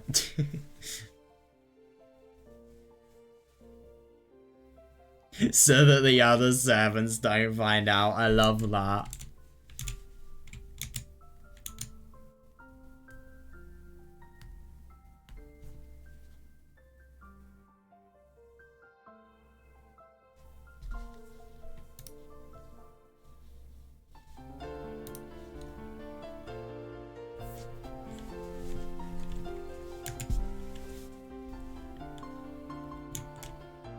The black tea that had been carried all the way to the bench. Yeah, it was the Sri Lankan dimbala that she had promised Berto, along with some patties. Oh, that's really quite cool. Sitting on either side of this snack, staring at it curiously, the wife of the head and her witch could be seen. So this is patties. I just assume it would be some kind of baked sweet. Oh, that's hilarious. Apparently Natsuhi, not realising that it had a curry-like spicy flavour, and starting choking after putting it in her mouth. To describe it in Japanese terms, it was like fried dumplings stuffed with mashed curry-flavoured potatoes. Oh, that sounds brilliant. Wow. As a household dish, it would probably be pretty popular with the kids. Yeah, I see that, yeah. However, it was something of a shock to Natsuhi, who experienced that a treat to go with tea would be sweet. Yeah, you expected, even not experienced, sorry. Yeah, I see that though, yeah. Didn't you know? I mean, to be fair, who does know what patties actually is? I mean, I literally searched on Google and yet there were no results that came up. I mean, obviously that doesn't really tell you anything, but still. It's just really, really surprising that, you know, it's just such a thing that's unknown. Ah, Dimbla always goes with this. God, that's actually absurd. I mean, you know, people have really, really cared about a flavour of tea leaf. If they have literally found something that has perfectly gone with it. Wow. Okay, non-Ovez cookie eater. Black tea always goes with cookies. Oh, but chocolate is good too. I mean... Ooh. That sounds good. You must have sweet bean jelly with Japanese tea. Although salted kombu also works. What is kombu?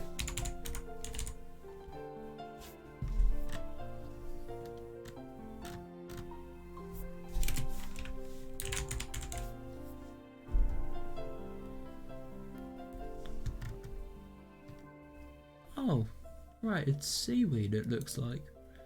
Little salted seaweed. Interesting.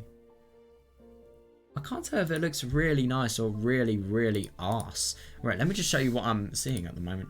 Oh, God. Oh, no. Lambda's cure. But look at this. And we've also got,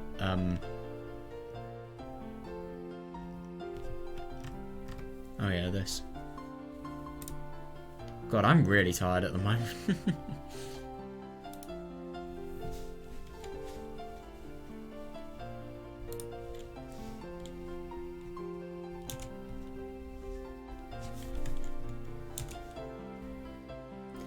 That sounds so absurdly nice, though. Wow. But no, I do see this. I mean, I don't think I've ever tried something savoury to go with tea, actually. To be fair, I suppose you could say that Chinese food could potentially be. I mean, though it is savoury, it is really quite unhealthy, but it is still savoury in some cases.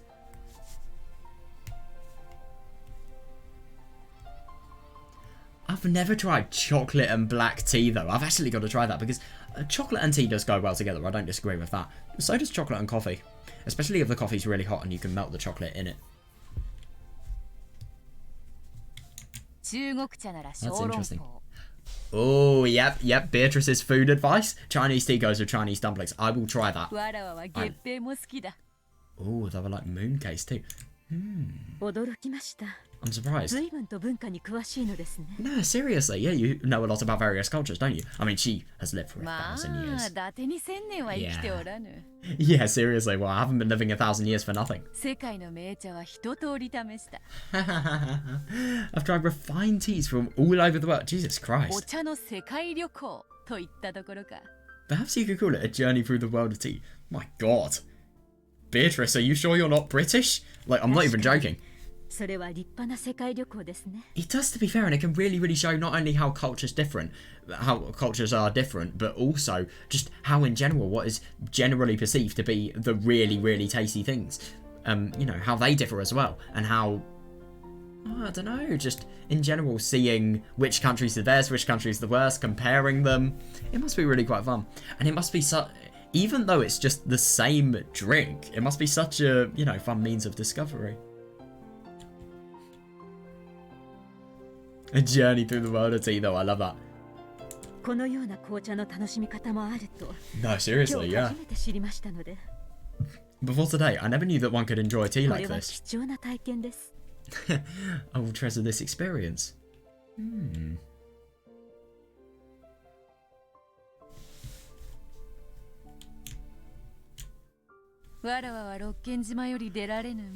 Yeah, I cannot leave Dokkenjima. Ah, that's understandable. This is the only way I can travel. I do find it really quite funny, though. I mean, you could do anything, but you choose to have tea. It's just really quite surprising. I mean, why would you not try... You know, you could try tea, but you could also try some sort of really nice, you know... If it was me, I'd try unique meals from every country. Or maybe I'd try desserts from every country. I don't know. What about you? Yeah, I do wonder. Oh shit, I didn't mean to do that.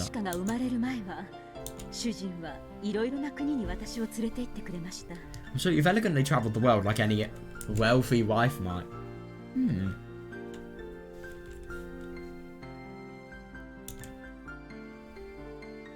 That is actually really interesting, just seeing Beatrice's total hobby regarding tea. And it really does seem like she's totally knowledgeable, and it's just really quite funny. I mean, even though she, you know, isn't really that knowledgeable in terms of, you know, different types of food, I'd assume, she definitely knows what to put with her tea. Must have done a lot of experimentation. Before Jessica was born, my husband took me to many countries. Wow. My God. That must be really cool. Before marrying, I never once travelled overseas, so each time was a fresh and new experience. Fair enough, yeah.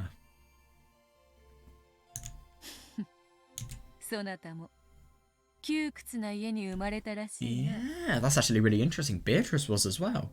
Sounds like you were also born into a very rigid family. I don't know, you could either think, you know, Beatrice, so also, as in, you know, it's just a part, also is just a little bit of a word that continues the sentence, so like, you were born in a very rigid family, but you could say you were also born in the rigid family to, I don't know, just say like, that's another thing about you, or it could say, or it could be meaning that, you know, it's something that relates to Beatrice. Yeah, to be honest, I really see that, yeah. It was strict, but they gave me a wonderful upbringing. A very traditional upbringing as well. My God, I mean, this family, they really did have values that differed from the rest of society, I'm assuming. But to be fair, Natsuki was probably born in around, I mean, this is 1983, and she's probably around, like, 50. No, she was probably born in around the, I don't know, maybe not 50, maybe 40. Maybe late 30s, early 40s, that's what I'd assume. So basically, we could be thinking that, and we could be thinking she was probably born around, you know, the time, I don't know. Well, I don't know, just around wartime in general, really. So, yeah, of course they would have an upbringing that is really, really detached from the modern values we see today. God, yeah, it's really quite surprising how much respect Natsuhi has towards her upbringing. It would be rude to my mother and father to call that rigid.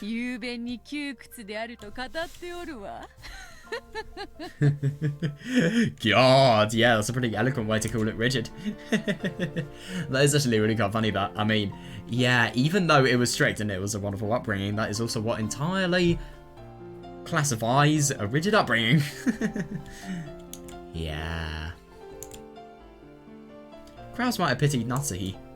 Ah, or he might have wanted to take her away from the rigid Ushinomiya family for a little bit and let her rest. Or maybe, he might simply have wanted to take his wife around countries he knew well. Ah, yeah, that's actually quite funny, that, yeah, to show off everything he knew.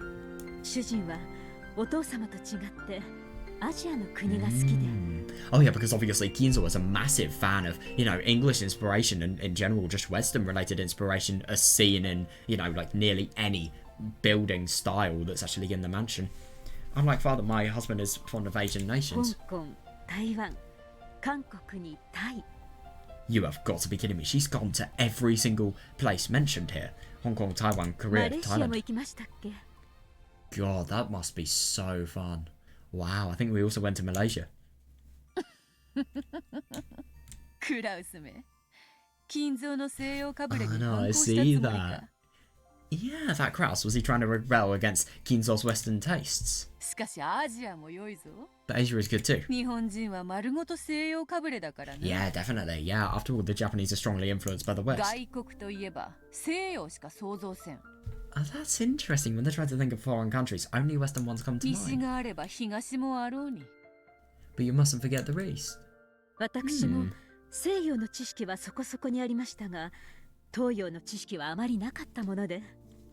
I myself knew a few things about the West, but I knew very little about the East. Oh, I seem to recall my husband making fun of me now and then during our travels. God. Yeah, Belter suddenly peered into Natsuhi's heart as the latter grumbled that the trips have all been very tiring. Oh.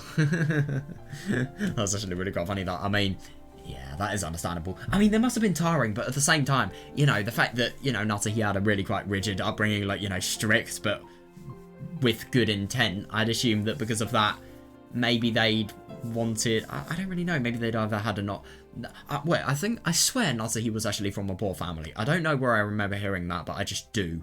I don't know though. But yeah, anyway, regarding her upbringing, yeah, maybe they didn't have the money to travel, or they just simply didn't want to discipline Natsuhi. Maybe that was like some sort of way of encouraging her, you know, you're gonna become a really, really good wife, and then that's gonna be the thing you'll be able to do. Maybe something like that, who knows?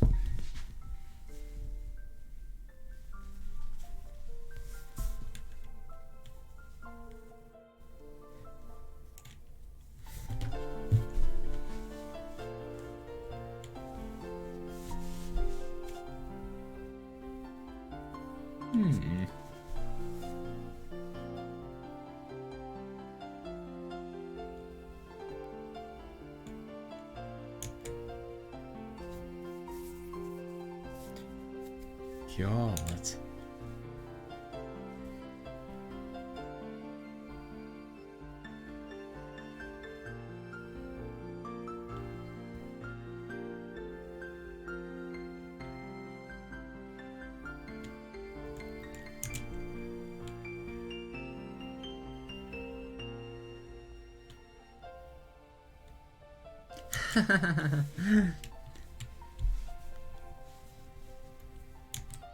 No, I see that, yeah.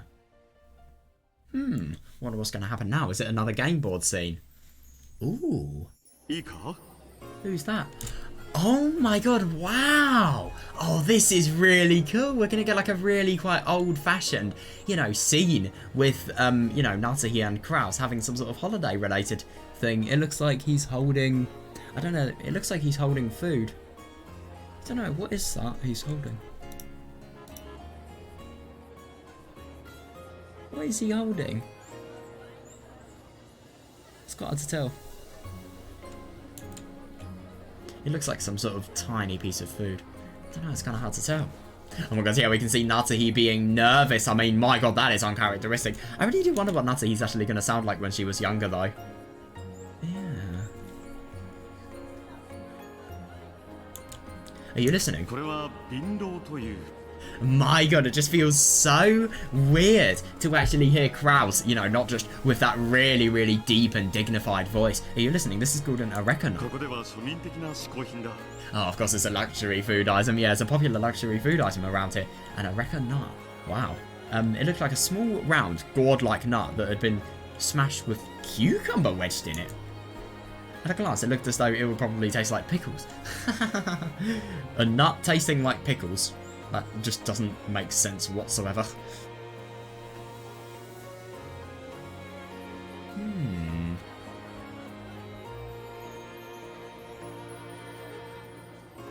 That is so weird. Oh my gosh, she doesn't sound different whatsoever. That's hilarious. So, and I reckon not. Yeah.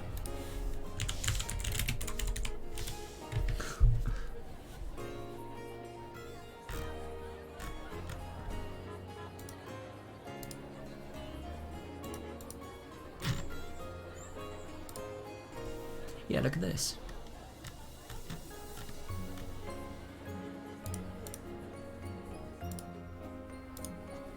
These are what they look like. They look either really disgusting. Oh, no, they do look nice, actually. Oh, that's interesting. I would actually love to try one of those. They must be really, really luxurious and really rare as well. We can't forget about that. I see. So I just bite it here. As she tried to bite the one her husband was holding, he suddenly moved it to... Oh no, it felt kind of embarrassing, like she was a fish after some bait. No, I see that, yeah. Wait, wait it up. Oh, you have to eat it a certain way. Yes, you were supposed to bite it. Bite it. Chew it. Oh, that's actually really quite funny. So is it like a chewing gum like principle, but don't swallow it? Huh? Even though you bite and chew it, you can't swallow it. Yes. Bite and swallow, chew. Don't swallow. Oh, that's interesting. I really do wonder if those parts could potentially be poisonous and don't drink the juice. Oh, yeah, makes sense, yeah. God, that must actually be really quite a pain to eat. Yeah, it'll make your stomach hurt. I mean, obviously, if you're eating it just by hand, if you're actually preparing them via, you know, chopping board and knife, then it must be a little bit easier. I don't understand. Why would you eat something like that? You will understand when you realise the taste, that's what I'm assuming. Yeah, seriously, think of it something like gum. Enjoy it and chew the flavour. Enjoy the flavour. Yeah, then take the scraps you've bitten and the juice and spit it out into a paper cup like this. Wow. What? The inside of your mouth is bright red. Wipe it off, wipe it off. Oh my god, wow, it really, really looks like they've just totally gone to a Chinese-like place. This is amazing. Wow.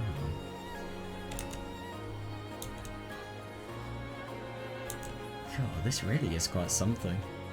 This must be amazing to actually go into. I mean, obviously, personally, I wouldn't want to go to China, but, oh, I would love to go to Japan, obviously. I mean, it just seems like such a ridiculously interesting place. I'm not just saying that because, obviously, I like, you know, visual novels, anime, stuff like that. Therefore, Japan is obviously the best country in the world. No, I genuinely think it would be a really, really fun visit. Obviously, I want to go to Shirakawa-go. Of course I do.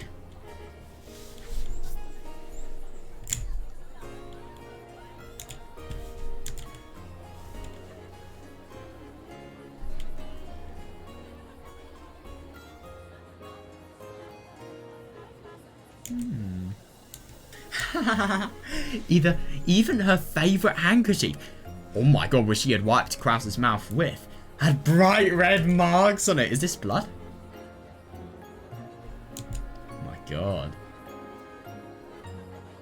It is actually really interesting. You can just totally see the upper class nature in this comment. I mean, you know, they're just so concerned about their appearance. Oh my god, could you imagine Natsuhi would be the type of mother to have a fit at any sour sweet that makes your tongue painted blue?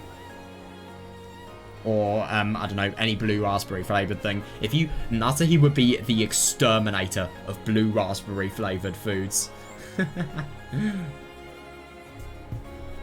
That's hilarious. Her favourite handkerchief though, poor Natsuhi. She's not going to have her favourite handkerchief anymore. Something that's poisonous if eaten or drunk, and it makes the inside of your mouth so bright red. Oh my god, no, I see that, yeah. And having to spit something out after you put it in your mouth, how indecent. Yeah, seriously. Fair enough, yeah, thinking this. And Natsuhi adamantly refused Krause's invitation. No way, I don't need any. Fair enough. I mean, you do, even though it is really, really odd, get quite a lot of other culture, you know, influence from this. I see that. This is a cross-cultural experience. Yeah. No, I see that. What's the point of traveling if we don't do things that can only be done here? I mean, it may be totally fucking ridiculous and completely make it so that your morals are just destroyed, but still, this is vacation. That's meant to happen. In, obviously, ways that are legal and for experience rather than, you know, people getting away with criminal acts. But okay, Krause kept chewing, ignoring the fact that even his lips were coloured bright red. That is so weird. Oh, father likes these too. Oh.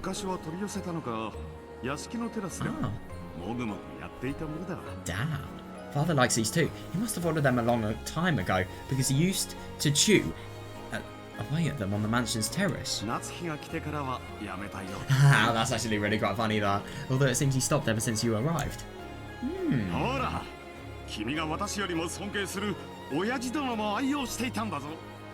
Yeah, look here, father, the person you respect even more than me. Yeah, that's definitely true. It must be really, really... I mean, my god, if anybody actually cared about this situation and, you know, that was what was happening to them, they would feel...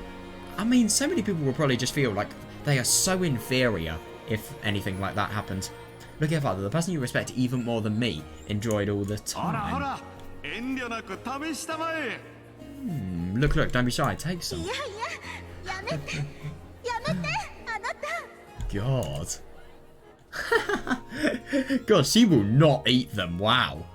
Yeah, no, I see that. But at the same time, I feel a person like that is the most fun to travel with. Let's be honest here. During travel, Krause had the innocence of a child. He didn't even conceal his jealousy of the respect Natsuhi he normally gave Kinzo.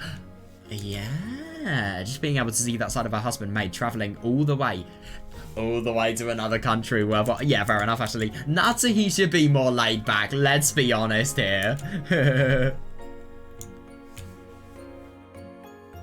That's hilarious, though. It's just as if this thing makes your entire, well, every single part of your appearance, in terms of your face and areas around there, red.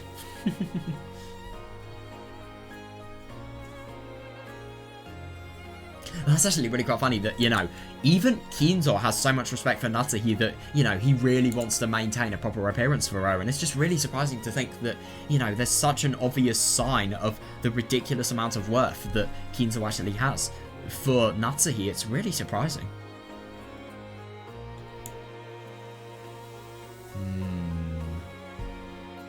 God, yeah.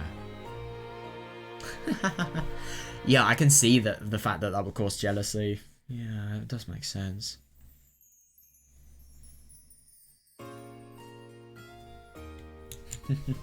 Krause urged her even harder to bite it, but Natsuhi, undaunted, ran from place to place, and finally yelled that he was being too pushy. Oh, come on, just stop being so boring. But to be fair, if she doesn't want to do it, she shouldn't be imposed. You know, Krause's desire shouldn't be imposed on her. Krause was miffed the whole bus ride. What a child to let a little thing like this get him down. Fair enough, though. I mean, it is a really, really fun experience that has just been totally taken away from him. I do kind of see that. Yeah, Natsuhi thought exasperatedly. Fair enough. Yeah, then the native tour guide in the bus took out one of those Eureka nuts and started explaining about it. It had apparently been a beloved luxury item in these parts since ancient times, similar to tobacco. That's interesting. Just like in Natsuhi's case, it was starting to be disliked by young people and was becoming obsolete. Yeah, makes sense. Yeah, furthermore, it was treated as a good luck charm in this area. That's interesting. And was known... Oh, yeah, now I can see why Kraus is feeling more betrayed. Yeah, it makes a bit more sense now. And was known as a symbol for couples. God, yeah, that's really, really weird, just seeing a totally young Kraus. She looked at her husband's face. Oh, he turned away abruptly, but it looked like his cheeks got it a little red. That's obviously from the Eureka Nut, guys, obviously. So... So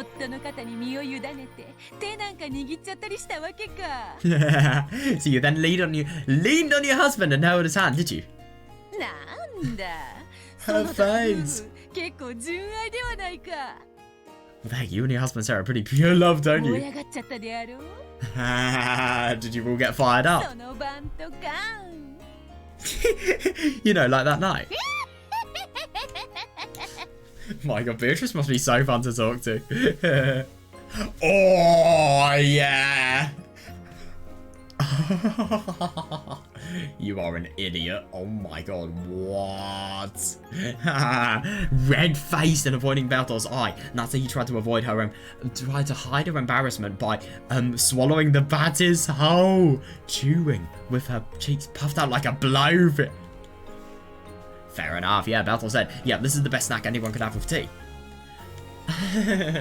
And nodded several times, a broad smile on her face. I do find it really quite funny that the witches are really, really passionate about tea. Like, out of everything, there are so many connections towards Western-style things that actually happen in here. You know, you have Kinzo's occult obsession, a lot of it derives from Western magic, and also the mansion style. And then we have Beatrice, and, you know, any of the witches. You know, it's just as if they have spent half of their time in Britain. And then they have came here. Well, to be fair, you don't need to be British to, you know, enjoy tea-related product. But, you know, it just makes it... It's just stereotypical. If you like tea, then 90% of the chance you are British. Let's be honest here. Or at least that's what I've heard people say.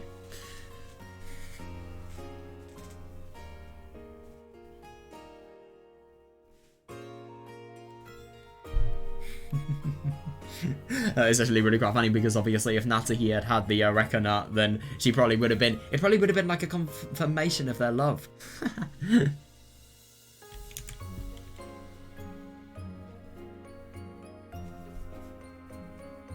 Yeah. If it's a pure love, then why are you displaying it in public? That night, oh my god, I wonder what that night was. Oh god, it was probably some sort of really embarrassing, or maybe some sort of weird story where, I don't know, maybe even somebody like Natsuhi got drunk. No, I'm sorry, I can never imagine that, but at the same time, I'm sorry, like, Natsuhi cannot just be a servant for her life, she's gotta have fun as well, come on.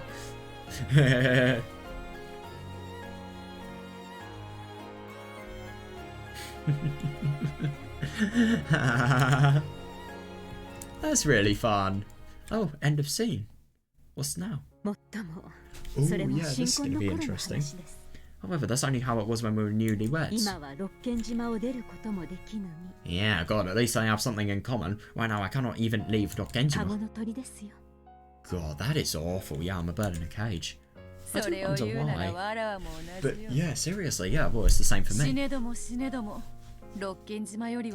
Yeah. It is interesting. I mean, after episode 4, we really see the significance of this statement. I can keep dying, but I just can't escape Rokkenjima. Understandable. Yeah, I'm also a bird in a cage.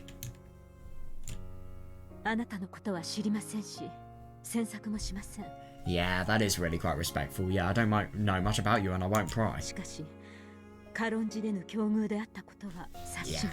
Yeah, definitely. However, I do see that you face circumstances not to be taken lightly. Now, I do find it really interesting that Natsuhi is totally making it so that, you know, this is just a really respectful response to the conversation. I do find it really interesting. I do wonder if, you know, somebody had actually raised something like this. Could you imagine if they weren't even thinking what they were, you know, obviously letting on, yet Natsuhi said this just as a formality? Like, it would just be so odd for the listener in the conversation. But still, I mean, that's not the case. Oh, I have no desire to act like the chief prisoner here. Fair, yeah. Yeah, don't just say, oh, I've been through so much worse than you, my life is shit and yours is so lucky, and even though yours is not the best, and you are trapped there with no other place to go to, you should be lucky. Or I don't know, just some sort of ridiculous stuff like that. Let's be friendly as fellow birds in the cage. Yeah, I've taken a liking to you. Really? Thank you. Oh, that's brilliant, yeah. The instructions and orders you gave the servants for this family conference was superb. Oh, wow. You took everything from where Kinzo would be and when, what he did, and what he left behind. Yeah, nice one. That's really good, and put it all together splendidly without any contradictions. Jesus Christ. That is actually really interesting that Beatrice... It's just so interesting hearing, you know, how the witches actually compare stuff to, you know, stuff that we would normally think and we could potentially compare to, I don't know, stuff that we really like. But obviously, the witches doing it rather than with stuff... Well, let me just rephrase this because I'm explaining this horribly. It's interesting seeing witches compare what we do to things that satisfy them in their sort of... Well, their ways of life, really, and seeing how they would actually compare against things, really. Like, I don't know. Yeah, it is really interesting, that.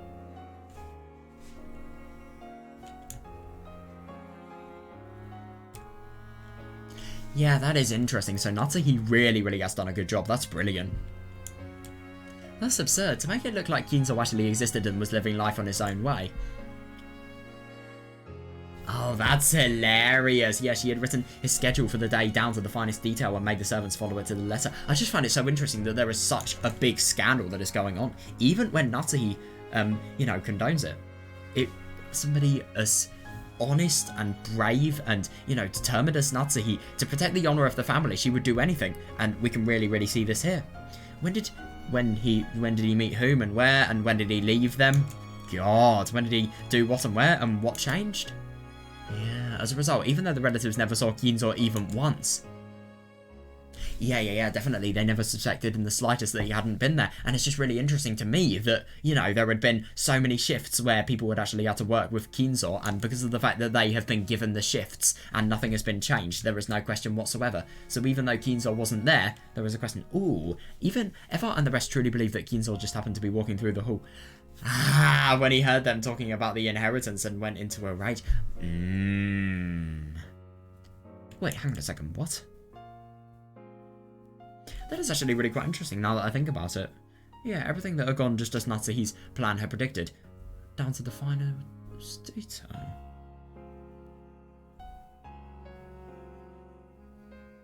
That is really interesting, though. I genuinely wonder how they have actually done this, and, you know, how they have made it so that Kinzo, yeah, how they had firstly seen Kinzo, but how they had secondly, you know, seen him having gotten really angry. That is absurd, though. So, you know, the plan has basically been so good in terms of the trickery that has actually been happening that, you know, Eva can believe that she has encountered a really embarrassing occurrence with Kinzo himself. There's no way that Eva actually saw Kinzo.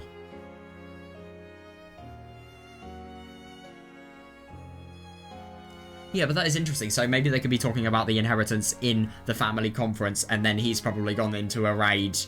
He's probably gone into the rage-like state because of the fact that the servants have actually lied that he's been mad. I think that's probably what has happened. But at the same time, isn't that not very professional, though? If, you know, servants are having to... Well, firstly, they're lying, but secondly, you know, they're saying, you know, Kinzo really doesn't like the chat that you're having about the inheritance. But at the same time, maybe it could be relevant, so I don't know.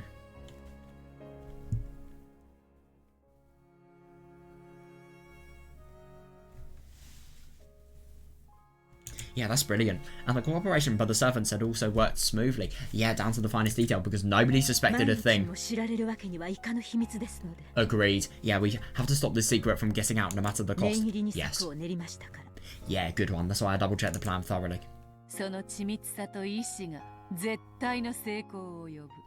your willpower and attention to detail summon success with certainty. どうやらそなたは魔女としてはラムダデルタ教の一派らしいな。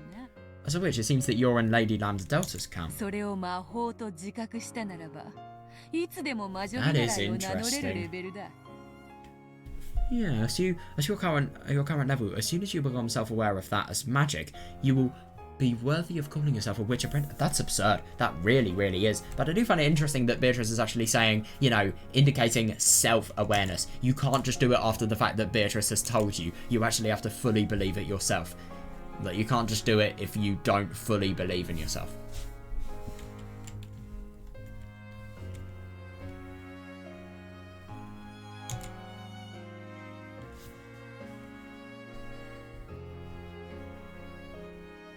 Yeah, it is interesting, that.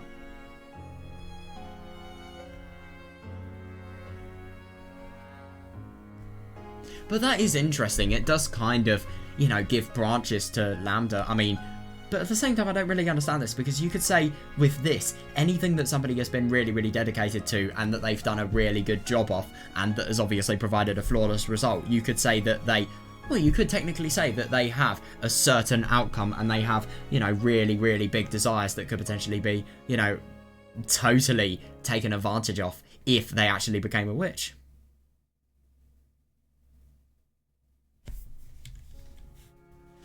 That is interesting. それを魔法と呼ぶなら、熊沢あたりは差し支えない。仮病の魔女ですね。 Oh my god, if you call something like that magic, that would make Kumasawa the witch of find illnesses. It's only on busy days that she calls us to say that she's taking the day off because of her back. That's hilarious. Oh my god, that's even better. That is understandable that she would do so, but at the same time, I kind of get the impression that if anybody did that and they realised that Kumasawa had been doing that, they probably make it so that she has more shifts in times like those. I know, you've got Kumasawa completely wrong there. What?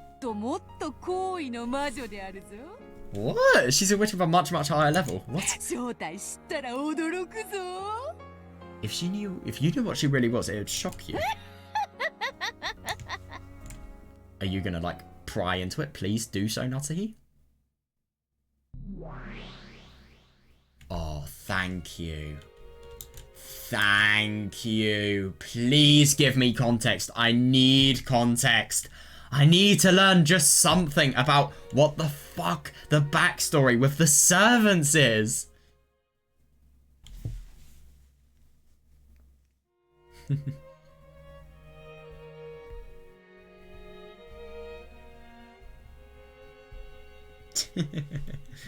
That's hilarious. That is interesting, though. I really, really wonder. Watching these two have their pleasant chat was another pair with steam. Oh, yeah. Rising from their black tea. It's definitely... Oh, yeah, definitely, yeah. However, this second pair was in a world that the first couldn't see, with the golden roses bloomed. Ah, yeah. Oh, that's really nice. So how much does Dimbler tea actually cost?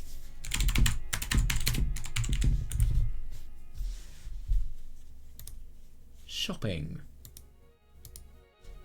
Oh, I'm impressed. I mean, it's really expensive, but I was actually expecting a lot more than this. Oh crap! Yeah, look at this. So, lowest price around 11 quid and highest price 15. 7. What? Oh no, that's the tea. Oh my god. Oh my god. I thought that was the kanji for Nana. That's hilarious. Oh my god. Well, I'll just show you what I mean for context.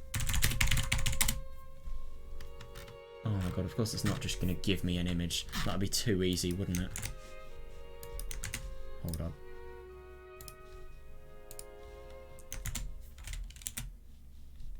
Yeah, look.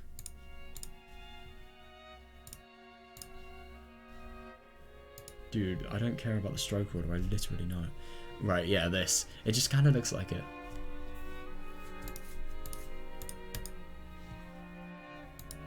Oh, on the wiki it looks like.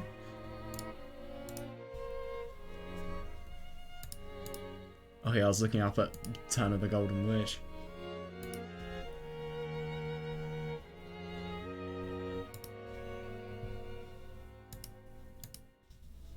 Right, anyway, yeah, okay. What? Why is this? The fuck? I never made a new piece of text. What? Are you going to explain why you are making so little sense? Anyway, I'm really getting sidetracked here. But yeah, you do kind of get what I mean. I hate that, though. That is a mistake you can only make if you study Japanese, like, genuinely, or Chinese, or Taiwanese, or anything that uses Hanzi, or, you know, kanji. Anything. Or whatever any other means of calling it are. That is really interesting. Yeah, none of it was kind enough to make up some of that dimplity too. What? No, Beatrice is actually talking. What? Oh my god. It felt as though Baldor muttered something. Yes, definitely, yeah. For the first time it felt as though something had gotten through to her. Yeah. Surely she had taken an interest in the Black Sea and felt like drinking it. Oh, is Beatrice going to ever deny a cup of tea? I wonder. Thinking this, Battler took Baldor's cup in her hand, making her hold the cup. Oh, that's really quite sweet. Yeah, I wonder. Maybe she's actually going to rediscover herself from this. Who knows? Oh my god. Is she? Oh god. God, whatever has happened to her, she has become really absurdly disturbed. Baldor's eyes trembled sadly and her fingers shook. And I mean, it is interesting, when Battler had actually done a good job in denying the witches in the fact that Kiinzo was alive, you know, she had literally been, you know, felt as if she was in agony. Totally sweating. It must have been horrible.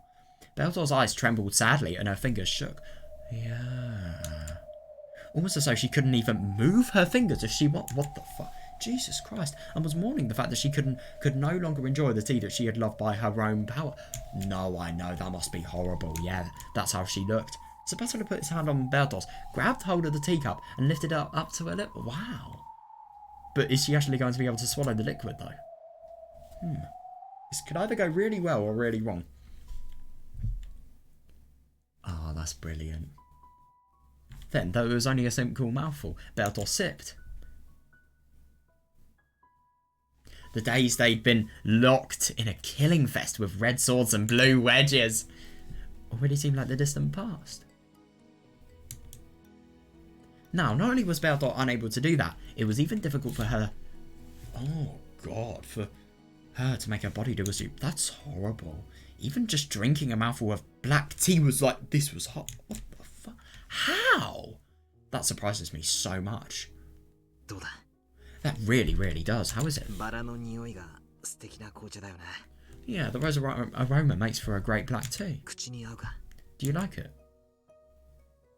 Yeah, I do wonder if she's actually going to be able to talk. I just find it really interesting that Beatrice has entirely lost this game. And then after that, as a result of losing, you know, she is just totally affected. I mean, it's just genuinely shocking to me how it is actually, you know, portrayed with Beatrice. I mean, I'm just genuinely so surprised that somebody with so much life beforehand and so much energy can, you know, now find it even difficult to swallow just a tiny bit of tea. I mean, it is absurd. It really is. I feel bad, though. I mean, it must be so painful, you know, just having a little bit of tea beforehand, you know, really enjoying everything because obviously it's your hobby and, you know, you really enjoy trying tea from around the world. And yet now, you know, you see some tea that's probably really nice. She probably really likes the Dimbler tea, but, you know, she just can't drink it. That must be horrible for her.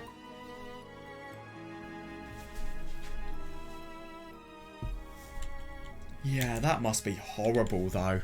Yeah, it's just kind of as if, you know, you've just had a really bad accident and then you've become really immobile as a result of that.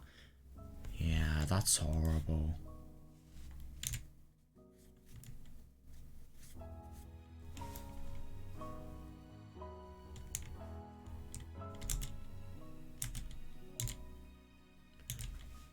I wonder... Of course. Yeah, Baldor didn't respond. I genuinely wonder what's going to happen with Beatrice because there's no way she's going to be like this forever. Maybe somebody's going to give her magical power. Oh god, yeah, what happened to you? Oh, that, it is understanding that he would think that. Yeah, is this another strategy? I like this theme. Is this another strategy? バーッと驚かそうって作戦なんだな。You pretending to be in a slump so that you can shock me later. God, she looks really quite sad from that question. それが狙いなら、もう二度と同じ手に yeah, は fair, ならないか yeah. らいい加減にしろ。 Yeah, if that's what you're after, the same trick won't work again, so give it a お rest. 前がそんなざまじゃ。こっちに調子が狂うんだよ。 Fair enough, actually, and it is really, really interesting because we've seen the fact that, you know, Basila's chemistry with Beatrice is totally different to that of, you know, other witches because of the fact that whenever he's with Beatrice, he gets totally fired up. You can so obviously see him really, really enjoying himself. Not with any other witches, though, no way. I can't get fired with you like this. Yeah, it's just, it is just so horrible that Battler wants to talk to her so badly, but obviously, you know, she's literally acknowledging what Battler is actually saying, but at the same time, you know, there's just no response. そろそろ引っかかったなバカって。バカ笑いしてくれよ。 God, I know. Yeah, isn't it about time for you to start laughing loudly saying, caught you dumbass or something? どんなネタもあまり引っ張りすぎると笑えなくなるぞ。 Fair enough, yeah. Any kind of joke stops being funny if you drag it out too much. 二番煎じなら特にな。 Especially if it's a rehash.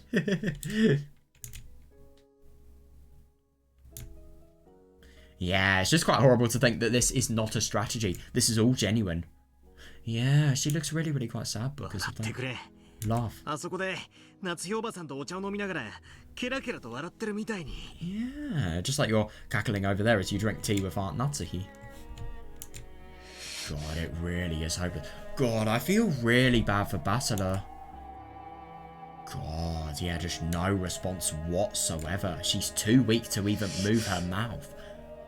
せめてにやっと笑うくらいはできねえのかよ。 Can't you at least grin? 二度とないわ。 What the fuck? Never again? その子が笑うことはもう二度と。 Sorry, what? This child will never laugh again? What?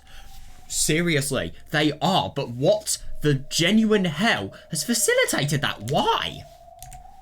Those sudden words were exceedingly cool. Exactly, I couldn't agree more. Oh, she's just suddenly appeared. Okay, then. どうして二度となんて言える。 But, yeah, that is understandable. That is an understandable question. How can you say that for sure? ベアとの笑う権利を勝手に奪うな。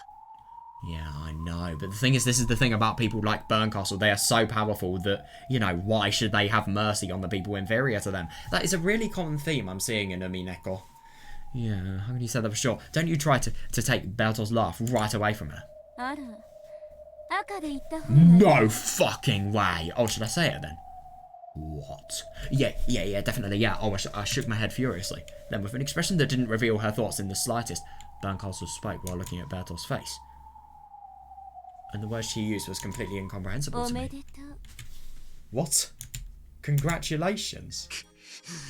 何がだ。 For what? That is so contradictory. What? ベアトがそのざまなのはあなたが勝ったからこその結果だからよ。 Bertol is like this as a result of your victory. True though, yeah. 何を言ってやがる。 And it is really, really interesting to think that Beatrice, you know, the reason that she actually wanted Basila to win is because of the fact that, you know, she wanted herself to die and, you know, to actually leave the game board. Because, you know, when she was saying, you know, who am I? And I genuinely think now that all of this was honest. I'm not even joking. I feel that Beatrice, she has started something that she has made a real mistake in starting. But unlike all of her other occurrences, really, she can't bail out of this. She can't go on to something else. There are so many ties now. What are you talking about? あなたはかつてのゲームで言ったわ。 You said something interesting in a こ previous れは game. 互いを苛む永遠の拷問だとね。 You said that this world would be torture where you both torment each other. そうよ。 That was right. ベアトにとっても拷問だった。 Yeah, it was torture for Bertol as well. I remember that. その拷問ゲームにあなたは勝ったのよ。 And you won that torture だ game. からベアトの魂が殺され、人形同然の屍になる。 That is absurd. No, but the only thing is, how do you actually gain Beatrice's soul back? That is the genuine question I have. Yeah, that's why Bertol's soul was killed, why she became a doll-like corpse. By the way, I do find it really interesting that with Byrne, she has no light in her eyes whatsoever. It is as if she is totally soulless. What the genuine hell has happened to her? And secondly, I really do wonder what's happened regarding, you know, her being soulless. Because let's be honest, I do kind of get the impression that there is some sort of connotation. Because she really does look like somebody who would be soulless. Is it a coincidence or is there something more to her? Are you saying I did this to Bertol? I mean, this is the worst thing. Technically. 勝敗はどちらか一方の勝とうとする意志がくじけた時に決まる。The battle ends when one of you loses the will to try and win. あなたとベアとの戦いという意味においては、すでに前回 Definitely, yeah. 決着がついていた。 Beatrice did. Totally. Yeah, as far as that battle between you and Bertor goes, that was already concluded in the previous game. Yeah. まあ、あなたにとっては預かり知れぬうちにだろうけれども。 Well, it probably happened without you noticing, though. なら Maybe 俺 episode の勝 3. 利なのにどうしてゲームが終わ But らない exactly, it isn't fair, I agree. In that case, why hasn't the game ended if I've already won? どうしてこのゲームがまだ続いている Yeah. Why is this game still continuing? その子の足首についてる足かせ。 Oh, you have got to be kidding me. That is poison! But the only thing is, this is because of the fact that, you know, Beatrice, before having played the game, has made ties with Lambda, which is a total mistake. Well, it's actually really quite interesting. What these people have basically done is they've joined it so that they can have entertainment, and then they've completely monopolised it, and then they've made it so that, you know, the people... everyone must suffer as a result of their entertainment. It's so awful. It really is, and it's just interesting how little these people have respect for anything. The shackle attached to that girl's ラム ankle. ダが施したルールなのよ。 Yeah, that's a rule Lambda made. Even if Beatrice tries to yield, or gets discouraged or gives up, she isn't capable of stepping down from the game. Yes, definitely, that's the rule. It's horrible, that. Yeah. Yeah.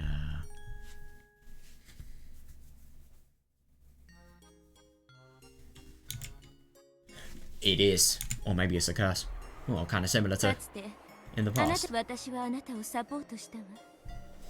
Yeah. Yeah, like episode 3, it's really interesting that, you know, Bird's support has ironically made it so that, you know, Battler can make it this far, really. Battler would have submitted to the Golden Witch in episode 3 if Burn wasn't there.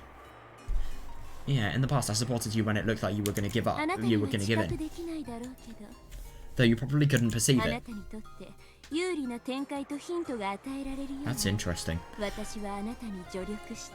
That's really scary, though. Could you imagine if any of the victorious moments Battler had, like for example with, you know, Battler and Wadagiria versus Ronovet and Beatrice in episode 3, that really fun logic battle in the beginning. Yeah. About the first 6 murders.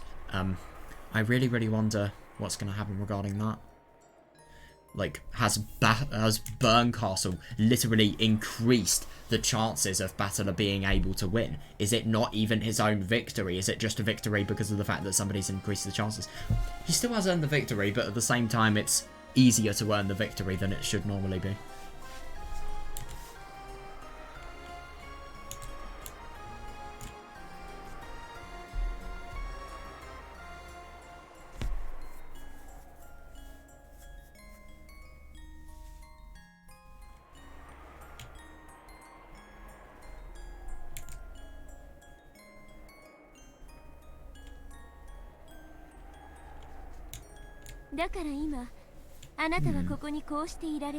Agreed, yeah, that's why you're able to be here now. Remember how I saved you?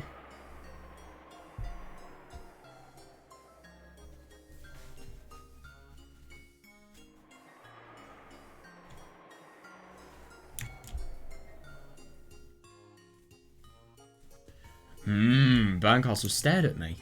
It's true I wasn't aware of it, but just maybe. Yes, exactly, this is the worst thing, yeah. Yes, as somebody as cruel and brutal as this, you have obligations to have ties to. Yeah. Because of the fact that she's helped you. Yeah.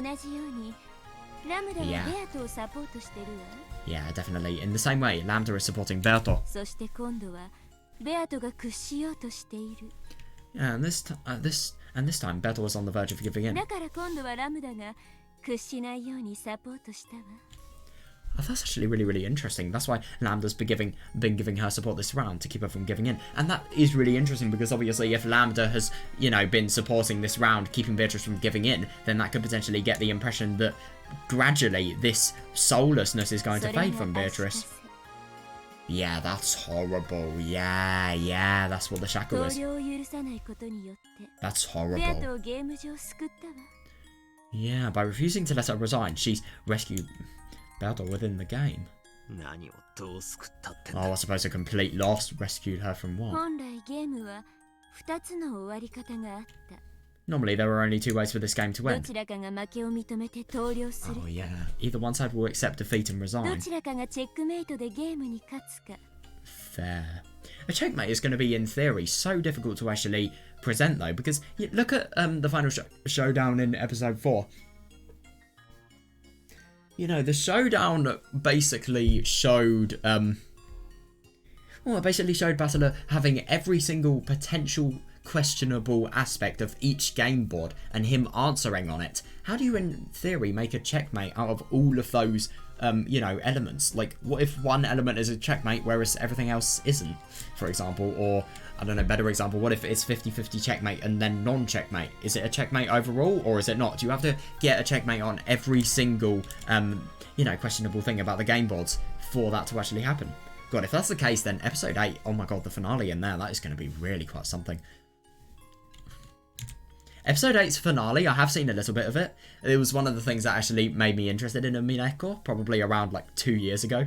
And of fucking course I remember some of what I read. Of fucking course! You do not know how annoyed I am at that. Because the thing is, this is why you've got to be so careful with what you read in visual novels. Because I never thought I was going to read Umineko there. It was just one of my friends showing it to me. I didn't really have any interest in visual novels at the time. But yeah, now here we are. Be careful with what you see in terms of spoilers. I mean, my god. Yeah.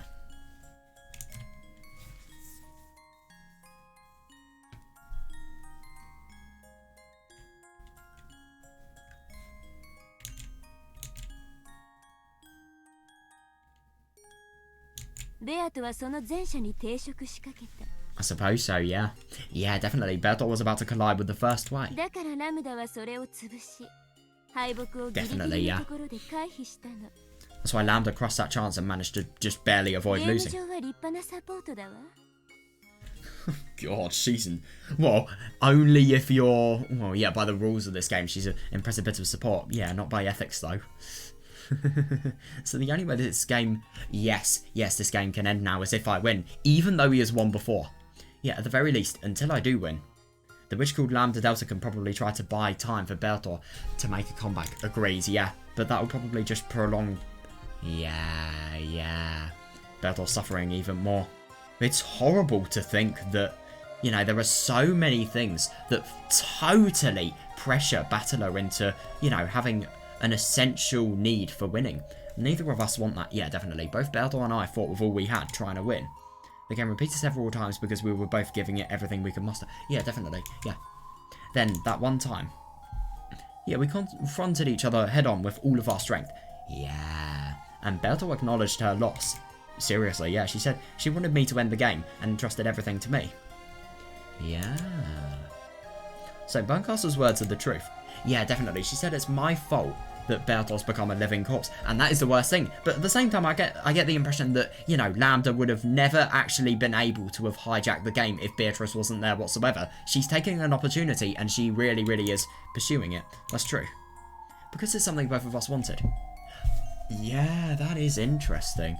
But it's something both of us wanted. Yeah, Battler wanted to win against Beatrice, and Beatrice herself wanted to lose.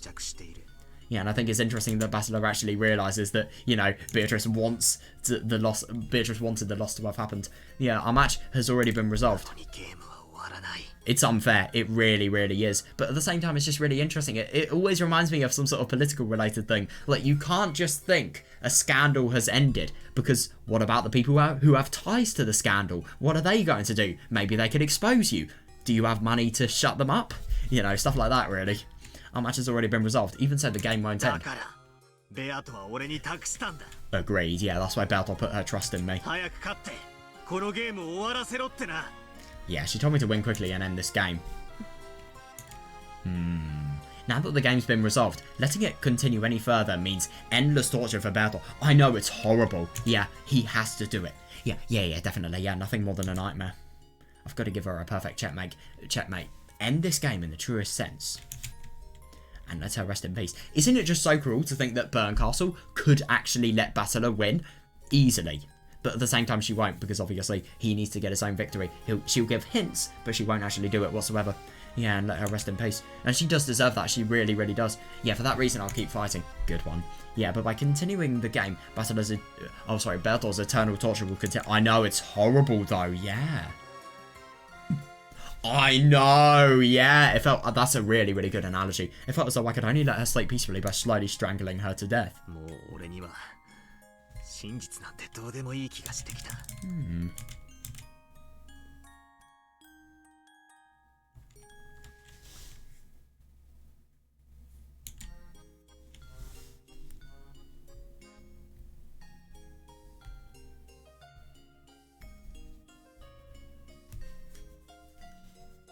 Oh my god. Jesus Christ. This is concerning.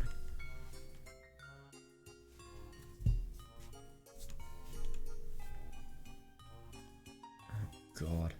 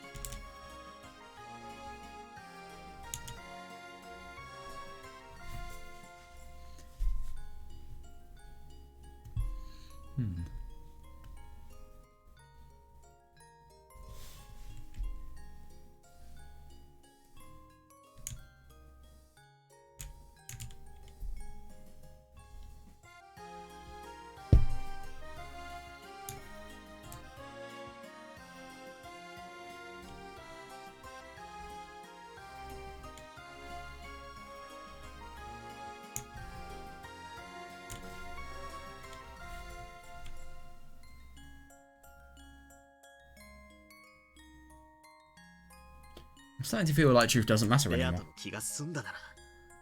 Oh, that's interesting.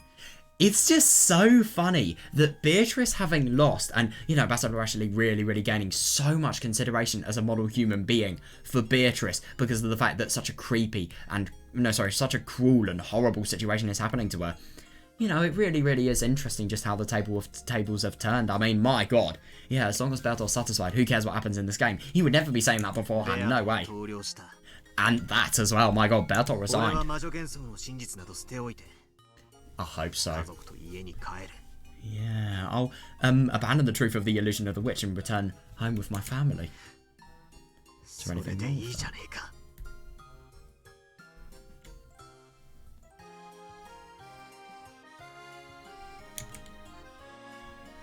If only Lambda Delta hadn't placed the curse of the shackle on her, this battle would have been over already. I know, yeah, it's evil. Yes, exactly. That's why I found it detestable. And just to think about the fact that, what if Bastila dies on this, new battle, for example? I mean, it's just going to be really quite awful because of the fact that, he could have had a potential way out, but because of the fact that these people are so cruel and they will never ever make this end and, will make it so that Beatrice has ties to Lambda no matter what happens, it's just really, really brutal. And I think the motive is even more pathetic. Firstly, boredom relief, so everyone else has to suffer. And secondly, because of the fact that Lambda wants to restrain Burn, basically. This game, which I can't finish without tormenting Bertolt more, is detestable. Yeah, true. Yeah. It's evil. It really is. What's this?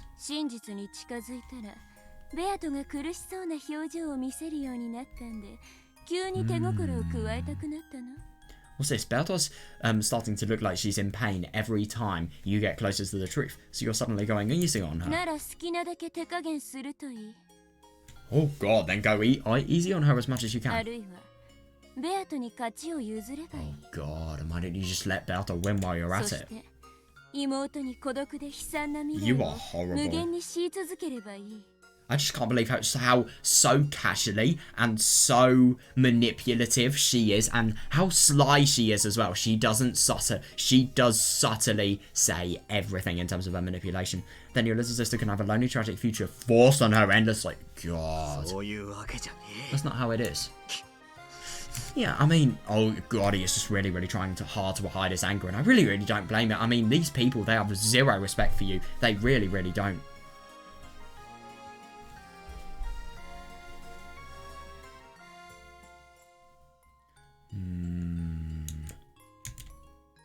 That's right.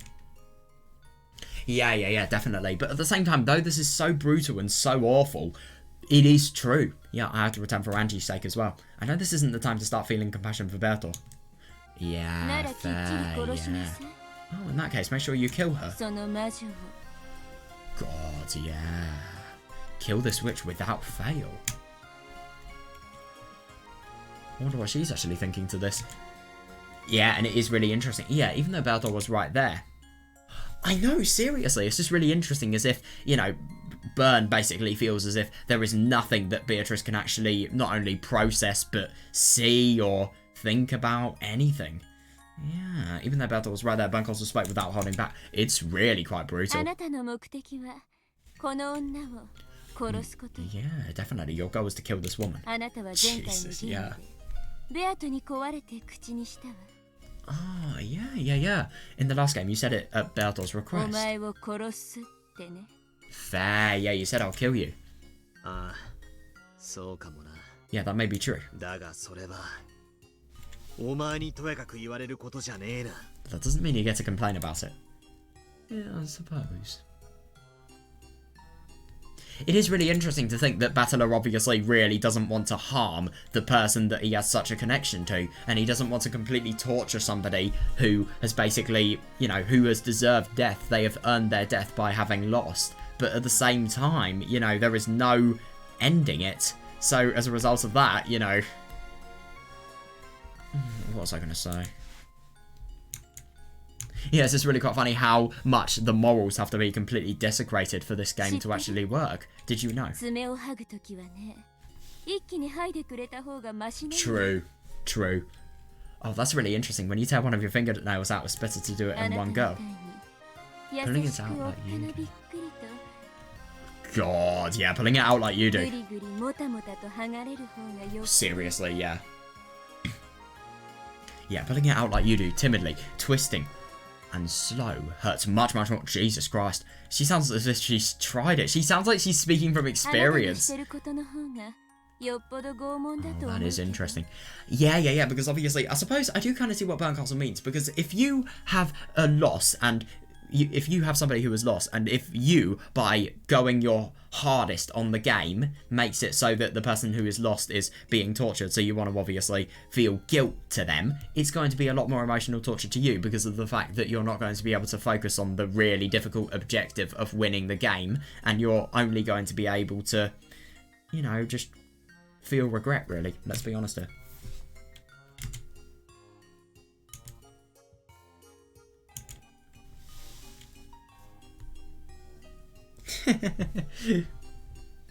God, it's a really disgusting analogy and fitting for somebody as, let's be honest, insane as Byrne.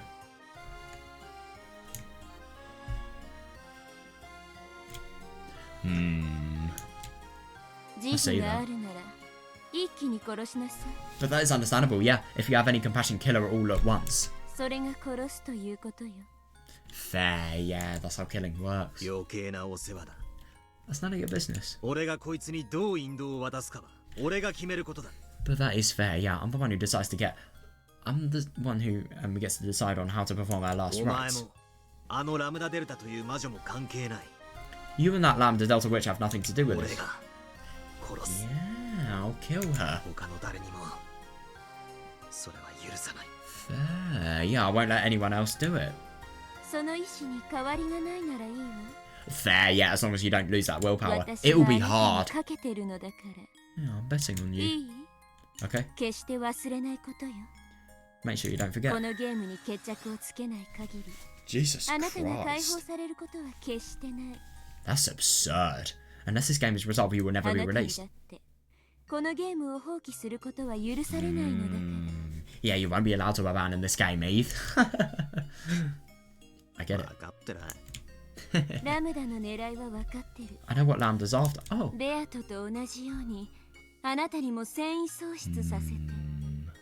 Yeah, I see. By making everything so absurdly difficult. Yeah, she wants to make you lose your will to fight, just like Berto. Jesus. She wants to make you lose your will to fight, just like Berto, to make you a pair of living dolls. Jesus Christ, to keep this world in perpetual equilibrium. そんなの嫌でし You don't want that, do you? ょ No 私も困 way. るわ Oh yeah, who would? I wouldn't like it either. お前の都合など知ったことか。 Ah, fair enough. I love the battlers just using any excuse to be totally hostile to somebody like this, but that is understandable. Yeah, somebody like this doesn't really bear, you know, kind emotions going their way. Why should I give a damn about what you want? だが、俺はゲームを捨てない。 Fair, yes, still, I won't throw this game away. And he can't, what Burn said in red, he can't be released from the game no matter what he does. If he doesn't win. Yeah. 放棄しない。 Good. I won't abandon my responsibility to fight against Berto. 目的が同じで嬉しいわ Fair, I suppose. I'm glad our goals are the same. そしてそれは躊躇なくその子を殺せるということよね So you'll be able to kill this child without any hesitation, right? God, I wonder what she must be thinking when seeing this. Yeah, that's right.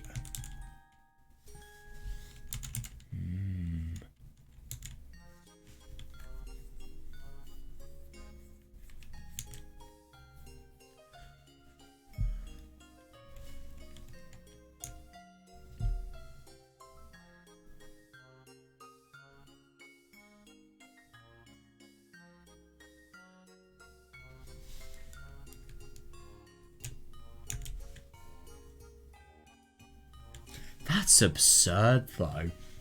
That is actually really, really interesting that, you know, Battler and Beatrice, who are made into complete dolls and, you know, are made into people that can't have any emotion whatsoever, and obviously without any hope in them, they would make it so that there's nobody opposing the witches, but there's nobody accepting the witches, so it would be an equilibrium.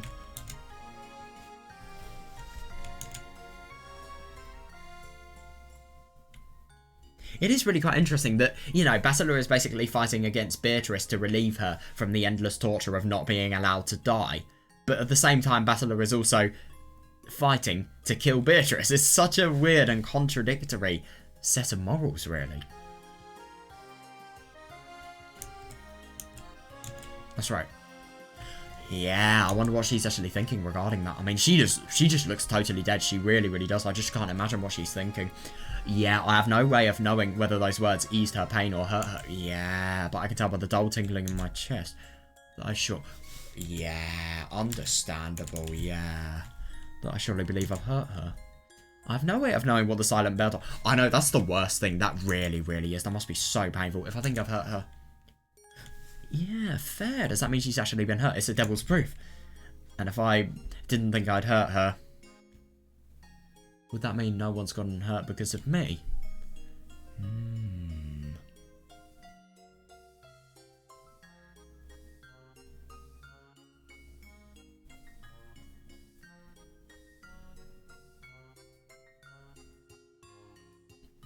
Yeah, that is understandable actually. It's just totally open to interpretation, really. Yeah, because you could think that nobody's gotten hurt because of you. You can just apply it to your general life. Like, do you, in general, make people hurt? So you can maybe think because of that, like, you know, why would what I do offend another person? I don't try to make it offensive. Maybe. Oh, yeah, it's total silence. It really, really is. Ooh. Ooh, so. あそこで夏日とお茶を飲んでるベアトだけど About that Berto who's drinking tea over there with Natsuhi. 大丈夫よね You can handle that, right? Ooh, yeah. 大丈夫だ。 No problem. 金蔵の時と同じよ It's the same as it was with Kinzo. ベアト Fair, なん yeah. て存在しない Yeah, Beatrice doesn't exist. あれは魔女の力を借りて Yeah, that's 四季を understandable. 乗り越える妙案を Yeah, 思い yeah, つい yeah, たと definitely. 信じる夏日が生み出した偽りの魔女幻想 This is the fake illusion of a witch that Natsuhi created, since she believes she was borrowing a witch's power when she thought up a plan to overcome hardship, a brilliant plan to overcome hardship. Yeah. It only looks like they're drinking together. ゲームマスターであり物語の語り手であるラムダデルタが That's そう解釈 interesting. しているからなだけよ God, you really do have to think outside the box. Wow. It only looks like they're drinking together because Lambda Delta, who's the game master and the one telling the story, interpreted it that way. You've really got to think outside the box. Wow, I've never seen this characteristic displayed in Battler before, or Beatrice even.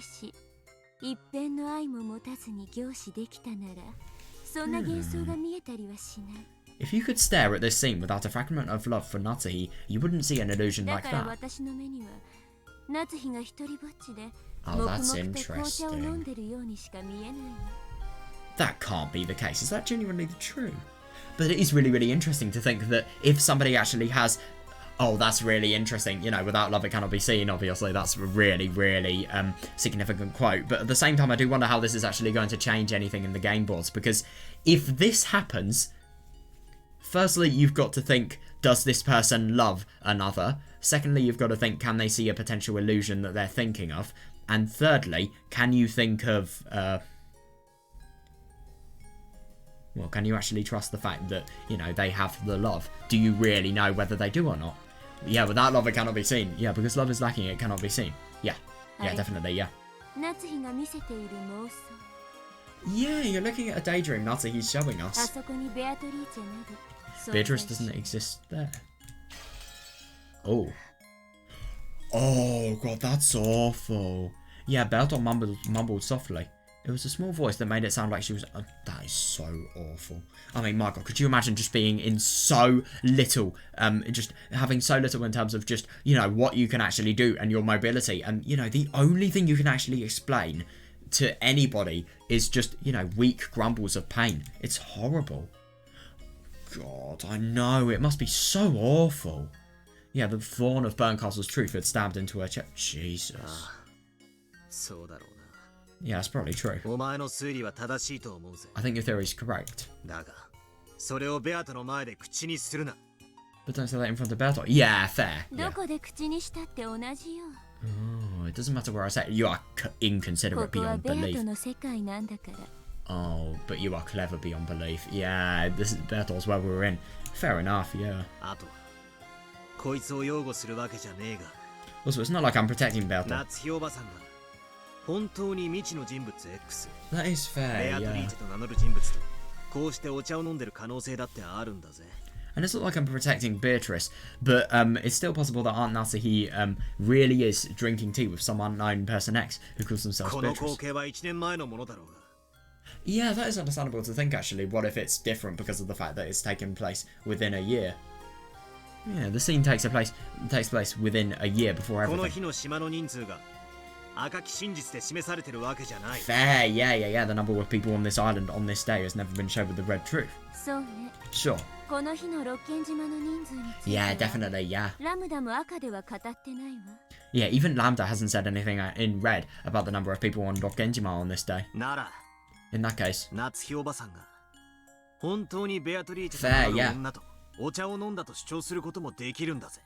Yeah, in that case, it's possible for Aunt Natsuhi to claim that she really did drink tea with a woman calling herself Beatrice.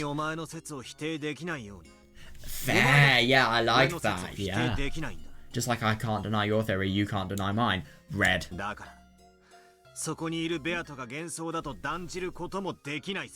Yeah, and that's the devil's proof then. That means you can't say for sure whether the Berto there is an illusion or not. I suppose so. Is this the cat box theory? Oh. That might have worked on Berto, but it wouldn't work on me. Yeah, interesting.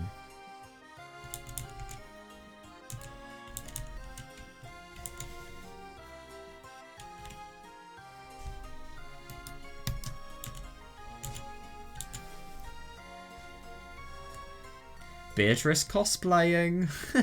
Somebody's doing a Beatrice cosplay, obviously. And they have, coincidentally, the exact same voice, exact same clothes, exact same look. But at the same time, I mean, obviously, if it was the exact same... I mean, honestly, I do think their arguments kind of make sense, but I just don't really understand that if these people are illusions, how do their brains interpret what they are saying in their illusions, like, entirely the same? And also, how do they communicate? And how... I just don't really understand. How do they look the same as well?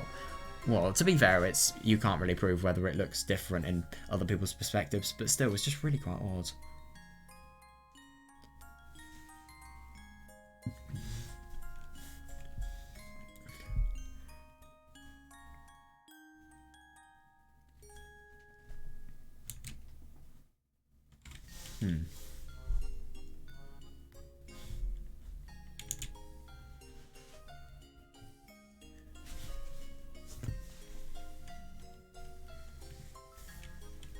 Yeah.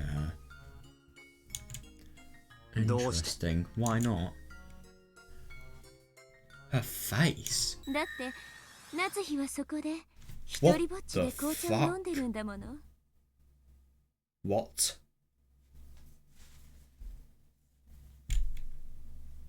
Now, okay, I am fucking surprised. Right. Is that objective? Is that saying it's for every single point of view, or is it only for hers? I'm assuming it's every single point of view. That is weird if that's the case, though. What? Doesn't make any sense.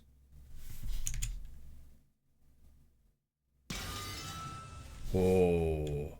Oh my god, there was a violence out of glass breaking. What? And the Berto, who laughed happily and cracked jokes about Natsuhi's newlywed years. Oh, wait, hang on a second. I'm assuming what Burn's actually doing is she is looking in the game board in, I don't know, just in more of a time period, in more of a futuristic time period than Battle is, i.e. she's looking, I don't know, maybe 10 minutes further or something ridiculous like that. I don't know.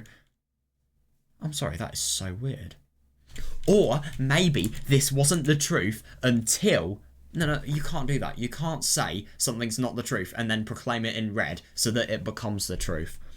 I wonder if you could actually do that if you were a master of the game board. No, that'd be way too dirty though. How would anyone ever win? I'm so surprised about it. Yeah, was erased. Seriously though, yeah. A lonely wind blew. And the one person who remained on the bench drinking tea was with a tired expression. Was Aunt Natsuhi all by herself? That is really odd. Oh god, that's Beatrice, the one we know and love. God, poor girl. I mean, that must hurt. That really must. I just genuinely can't believe this though. So Burn's theory about, you know, the fact that because of the fact that Battler has an ounce of love for Beatrice, he can actually see the illusion of Beatrice. And it is interesting to think that, no, sorry, well, he can think, and he can also use that to think that it looks so realistic that there could potentially be another person called Beatrice who was drinking tea there. But what I find really interesting is that with regards to Beatrice, it doesn't make sense how, you know, it's just an illusion that people can consistently see. And it really doesn't make sense how Burn has literally said this in red, and yet the truth is still open to interpretation. Because without love, obviously you see nothing. With love, you actually see an illusion like Natsuhi is seeing.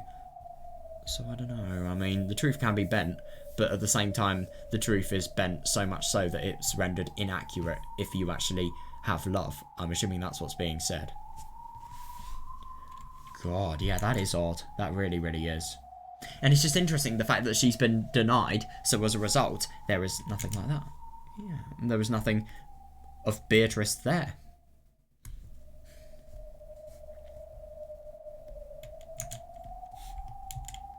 Oh god, Bertolt groaned. I could see clearly that she was in anguish. Yeah. Another illusion of the witch had been smashed. I know, drawing Bertolt towards that, I just genuinely can't believe that the theory that this could potentially all be an illusion here. It just doesn't make much sense whatsoever. In short, this is what the battle to let Bertolt rest in peace is all about. I know, it is so absurdly cruel. A second ago, Berncastle likened our fight to the torture of tearing fingernails out. Yeah, definitely, if I have to tear them out anyway. Fair, yeah. Then my last bit of compassion towards Bertolt should be to minimise the pain. But the only thing that's really tricky is how are you going to minimise the pain without putting disadvantages on yourself? If you're disadvantaged yourself, then you are objectively going to take more time on the game board, which thus might inadvertently cause more torture. In other words, even if I want to minimize her pain, I still have to cause it. Exactly, though. Yeah, I have to accept that look of anguish on my face. I know it's so incredibly inhumane, and at the same time, oh yeah, I realize what a merciless thing the Red Truth was. I don't disagree. Yeah. Well, now in the Rose Garden, there's no one except Aunt Natsuhi. What the fuck? In other words, there were no observers except for Aunt Natsuhi. So if that lone observer were to say that she had had some tea with Beatrice, yeah, no one should be able to. It's a devil's proof, yeah. If there's something no one can deny, doesn't that mean it's truth? Unless he is enjoying the roses and drinking tea together with Berto. That is really odd. Yeah, how could anyone have the right to mercilessly trample that pleasant moment? Fair.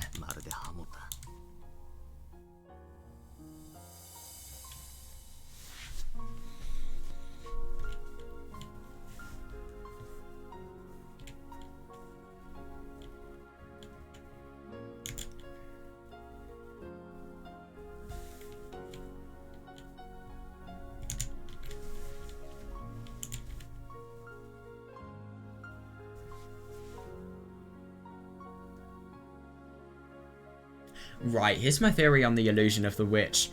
Illusions require magical power. By strongly believing in the presence and the magical side of the illusion, you can make the illusion be born, which means that the illusion has... Because of the fact that it has magical power that dwells from somebody's belief, everyone can see that very same entity because it's being fueled by all of their magical power. Though it accepts magic, that would explain a little bit about, to me, how the illusions never ever fail to, you know, just always be the same and always look so real. I mean, this is just beyond the level of a hallucination. Well, it is genuinely happening. It is as genuine as a hallucination can be. It so surprises me that this is the case, but when I put this into perspective now, it makes much more sense for me personally. If it doesn't for you, I'm sorry. I'm sorry! I cannot turn back what I've done. Oh my god. Insert very guilty statement X, Y, Z, and etc.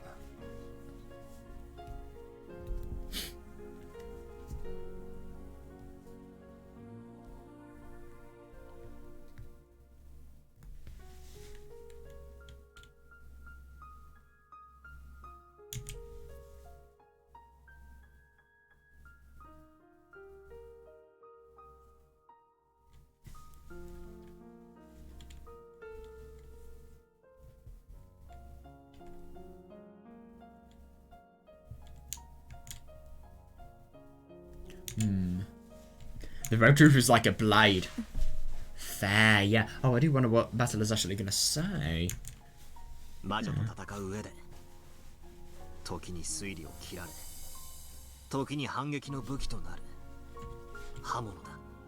Oh, yeah. Yeah, definitely, yeah. In a battle with a witch, it's a blade that sometimes tears your theories apart, but sometimes becomes a weapon you can fight back with. Definitely. Yeah, it really is a double-edged sword. You can either make it win, or you can either make it completely make or completely break a battle. Definitely.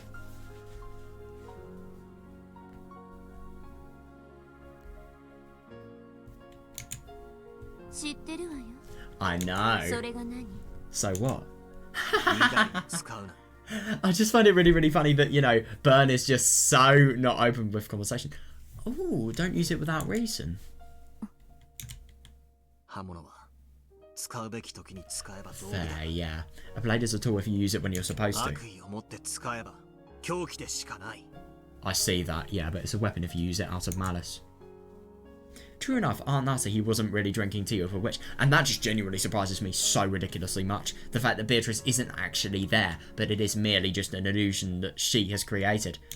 I can't believe that. However, saying that with the Red Truth probably has nothing to do with our game. Yes, it does. But I can see where this is talking about. Yeah, our game is... Okay, yeah, fully understood. And it is malicious because of the fact that any Red Truth is hurting Beatrice. And, you know, you could have the potential to minimise the pain, but you're not. Our game is the tale of October 1986. The 2 days of the crime give us more than enough time to injure each other with our red and blue blades glistening. これは魔女幻想じゃない。 This isn't about the illusion of the witch. 夏日おばさんのプライバシーだ。 It's about Aunt Natsuhi's privacy. それを暴く権利なんて誰にもあるものか。 That is interesting. How could anyone have the right to expose that? But the only thing is, this is what my thinking is. It's going to be because it's relevant to the game. この場に魔女が実在して夏日とお茶を飲んだと認めてほしいの。 Do you want to acknowledge that a witch had actually existed here and drank tea with あなた Natsuhi? 魔女を否定するんじゃなかったの？ When are you trying to deny the existence of witches? 1986年10月4日から Oh, 5 that 日 is の interesting. 2日間のゲームについてはな。 Yeah, that's right. If we're talking about our game, the 2-day period from October 6th, 4th to October 5th in 1986. そのゲーム版の外についてまで俺 Yeah, は魔 that is 女の存在を understandable. 問うつもりはねえぜ。 Yeah, but I have no desire to question whether witches or not exist outside the game board. Is that something that he has the choice? 悪魔の証明により魔女の否定は不可能だ。 Yeah. Firstly, that is true, yeah. In the first place, the devil's proof argument makes it impossible to deny the existence of witches. このゲームのルールに従い赤でそれを語るのもステイルメイトで禁じ手だ。 Also, and according to the rules of this game, saying something like what you did in red is a forbidden move that leads to a 赤き stalemate. 真実でさえ魔女の存在を否定はできねえんだぜ。 That's actually really true, yeah. Yeah, I don't disagree with that. Yeah, you can't deny the existence of witches, not even with the red truth. Yeah, I see that, yeah. 確かに。 True. まさかあなたに魔女の存在を語られると Oh my god, no, seriously, yeah, but to be fair, this is not in, you know, the game board that he's actually experienced in fighting in, and the game board that he wants to fight in. I mean, come on, he's being messed around so much. I mean, if he now has the right revoked to not even fight in the game board that he wishes to fight in, I mean, come on, that is just too brutal. I do really see what he's talking about.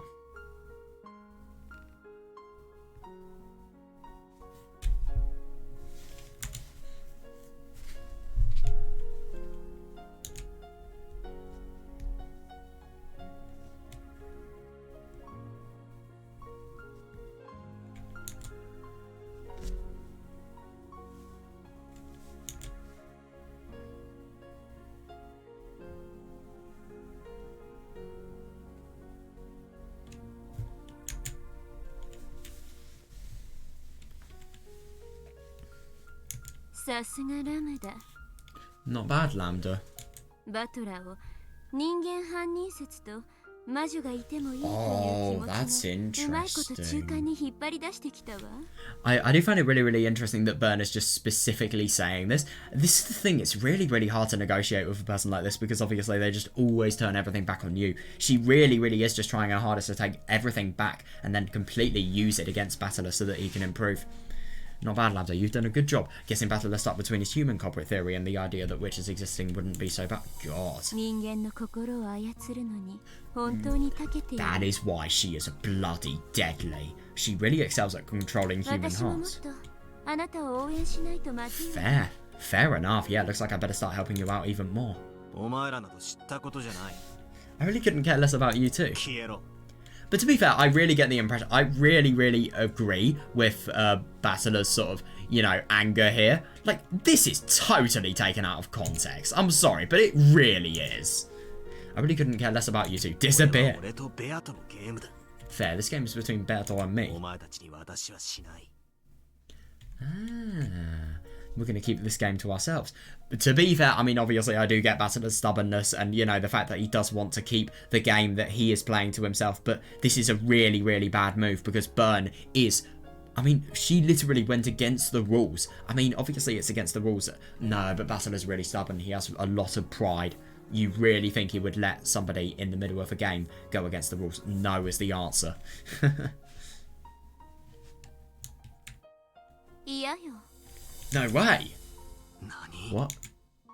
だって Her face! Oh my god, after all. 私もこのゲーム楽しんでるんだもの。 I'm enjoying this game too. Oh.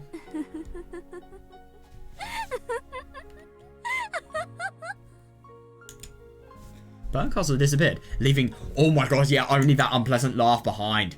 Yeah. Ooh, that's interesting. After that, all that remained was Natsuhi, sipping tea all alone. Yeah, that is interesting. Berto, her hands still on the teacup as she stared blankly at the surface of the liquid. And me. God, that must hurt. That really must be so odd to see as well.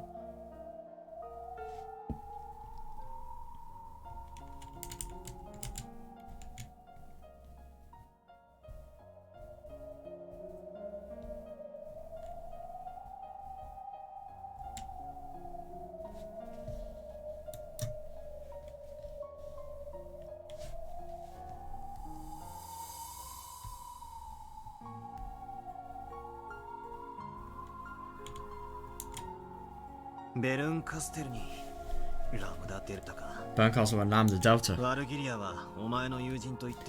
Yeah, it is actually quite surprising. Valkyria. Well, I don't really think friends make it so that people can't die even in the most torturous of situations and literally torture them to live. Friends, fucking hell. Valkyria called them your friends, but seriously, yeah. Yeah, you really should choose your friends more carefully.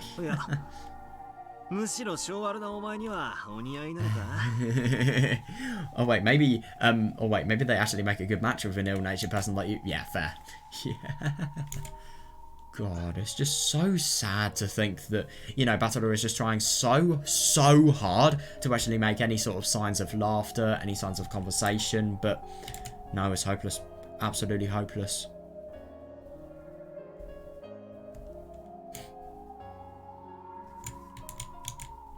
Yeah, Bertor didn't answer. Bata looked at Bertor's hand, made her hold the cup again, and brought it to her. God, that must be so sad. Yeah, just maybe make her rediscover her sense of self. God, yeah, Bertor made another quiet sound in her throat and drank another gulp.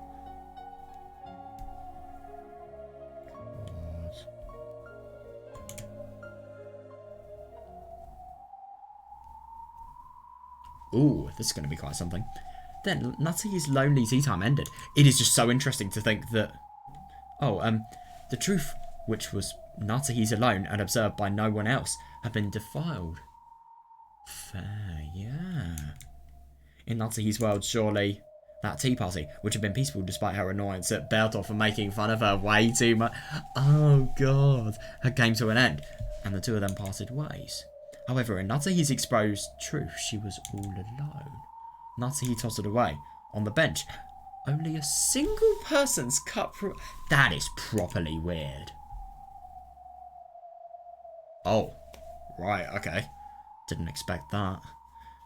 Oh my god. That is really quite something. I really do wonder who this guy is.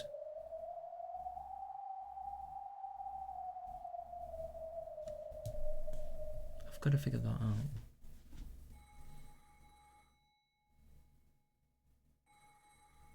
There's a phone call. Oh.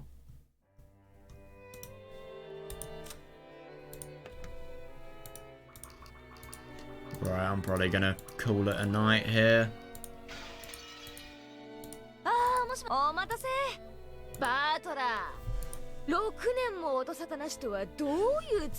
Ooh, that's gonna be quite something.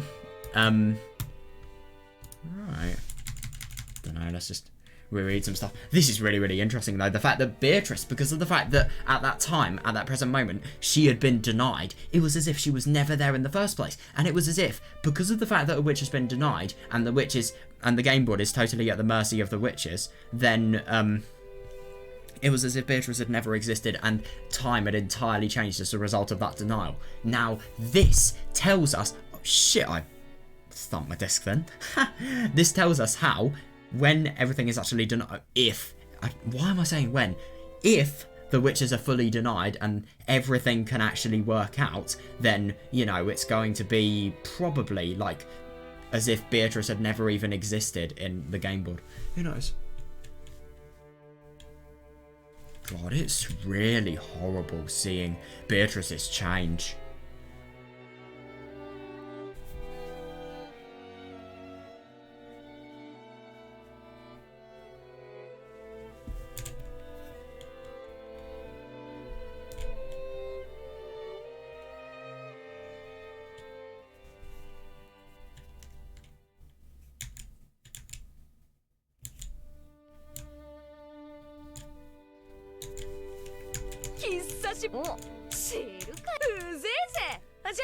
Oh my god, this sounds fun.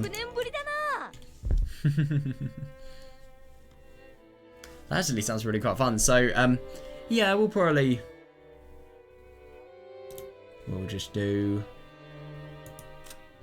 that later. We'll look into what's actually happening then.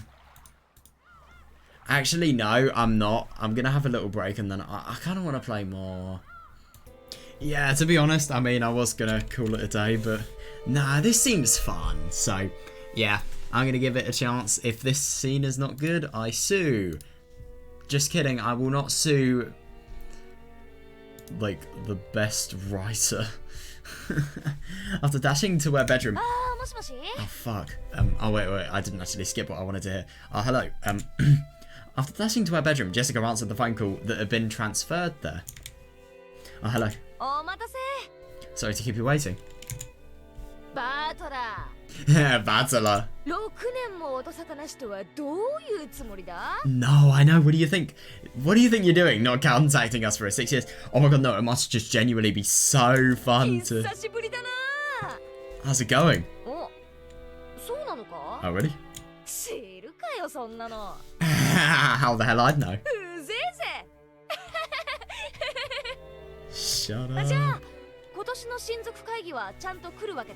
Definitely, yeah. So that means you'll be coming to this year's family conference, right? Yeah, I mean, it's been 6 whole years. I know, it must just be really, really shocking just to, you know, suddenly, out of no accord whatsoever, just hear somebody, you know, talking to you about the fact that they're going to come to the family conference and they were somebody that you used to have a really quite close connection to and previously knew. It must be odd. Oh, it must be so fun, though.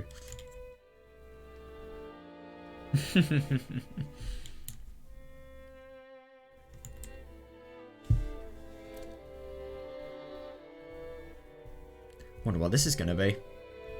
Yeah, so 5 businessmen in expensive suits were visiting the parlour. I do wonder... That's interesting, giving Kraus and Natsuhi a progress report on their business. Spread out on the table were the blueprints and designs for a building, as well as documents related to expenditures and the like. Ah, right. So, packed that even a teacup would have gotten in there. Wow. God, that's actually really potentially promising, but it could potentially be really bad as well. I don't know. Officially, they were here to give Kraus a progress report. But in actuality, Kraus had called them all the way over to Dokenjima so that Natsuhi could hear from them directly. Ah, that's interesting, yeah, because obviously the fact that Natsuhi doesn't trust Kraus with the business whatsoever, that does actually make quite a lot of sense, because we've seen what the hell Kraus has been doing with his financial affairs recently, so yeah, it's reasonable that, you know, Natsuhi wouldn't trust him whatsoever.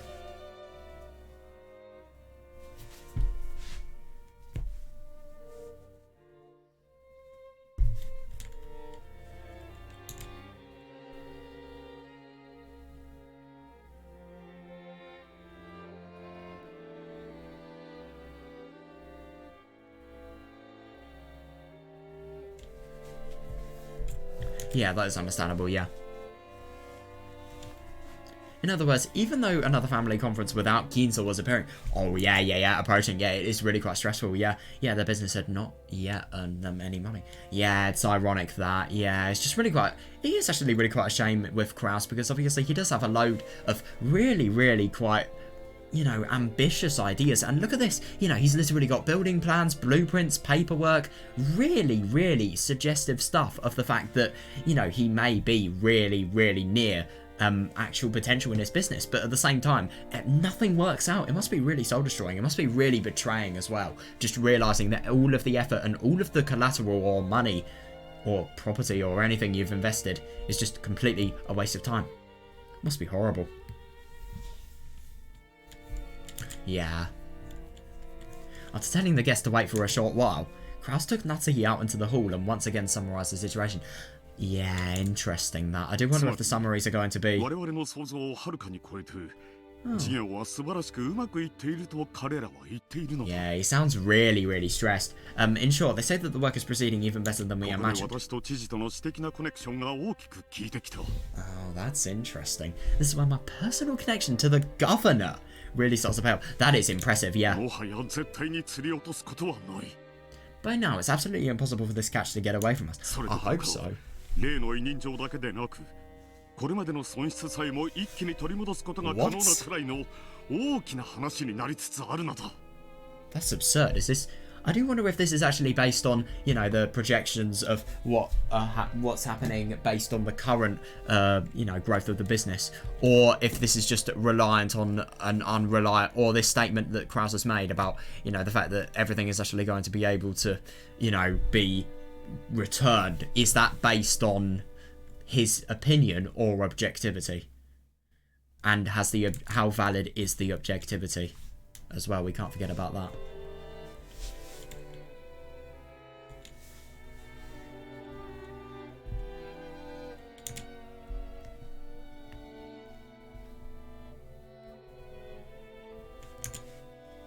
Yeah, yes, definitely. Couldn't agree more. Krause spoke passionately. This made it seem all the more suspicious to Natsuhi. Oh. But this time, at least, she had to admit that everything really did seem to be going well. Yeah, that is good. That really, really is good. And it is interesting. I mean, even though everything is really experiencing an increase in performance, we're not actually able to see what's happening regarding, you know, the future business plans. Certainly, this business Krause boasted of had expanded in scope over the last year. Yeah. And was promising an even greater payoff. Oh, that's brilliant. Brilliant than had been anticipated initially. Whether it will prove to be a winner or not, investors have gathered around it. That's good. And they were rapidly gaining funds. Nice. This must be what they mean when they say money summons money. I like that. That's actually really quite true when you think about, I don't know, let's just say a basic example. Like, for example, an investor. You know, if they have loads and loads of money in a company and they think it's a valuable investment, then obviously that is going to attract more money, which is going to create more money, which is going to then attract more money, which is going to then create more money. And it obviously never ends. It was probably the greatest success of Krause's life so far. That's amazing. Oh, yeah, no, it probably would be his greatest success yet. Yes, there's no certainty, and it is still very unpredictable. Though it seems promising, will it really remain promising? That point was where Natsuhi's misgivings lay. Oh, true, it was certain, and as Krause had said, they wouldn't lose this catch now. Oh, that's interesting. However, the fish on the line had gotten too big. 必ず釣り上げられる魚だ。 We'll definitely be able to reel this fish in. 何も焦る必要はないのだよ。 Yeah, and it is interesting because obviously if the fish is way too big, then it's going to be really, really hard and it's going to be such an arduous task. But at the same time, it's going to have so much reward. Yeah, we'll definitely be able to reel this fish in. There's no need to rush. 親父が生きていたなら、ぜひ見せて誇りたいほどの大成功なのだ。 Wait, you have got to be kidding me. He doesn't actually know that Kinzo's dead. Well, sorry, alive even. Yeah, it's such a success that I wish I could show it to father, even if he was still alive. それは分かっています。 Oh my god, you have got to be kidding me. So Natsuhi is basically hiding the fact that Kinzo was alive. That's hilarious. Yes, I know. ですがあなたは昨年私に約束したはずです。 However, I believe you made a promise. You made me a promise last 必 year. ず1年で何とかできると。 Oh yeah, fair. You said you were sure you could manage something within a year. Yeah, oh god, yeah, a pained look rose to Krause's face. And I mean, to be fair, even though Krause really hasn't had the most success, he is trying. At least he is trying his hardest and he's not being a complete idiot. Like he was before, let's be honest here. They certainly had hooked a fat fish that guaranteed great success. However, it would require an appropriate amount of time to reel it in. Yes, definitely, yeah. Natsuhi pressed Krause, asking if there was any way for them to make money before this year's family conference. Oh, that's really bad. What's going to happen when there isn't a year left? But Krause kept saying that he needed just 1 year more. Krause planned to use this unprecedented success to catapult them into further challenges in the future. Fair, yeah, and then just exponentially profiting. Because of this, he didn't want to do anything that would raise suspicions by making it seem like they were rushing to get... Oh, that's understandable, yeah, because it's worse short-term but way better long-term. But at the same time, you don't necessarily know if it's worse short-term. That's the thing. Yeah, certainly, fortune tends to turn against people who take it for granted, even in the slightest. Fair, yeah. Anxious beggars never prosper. True. Yeah, it's horrible to think, but that is true.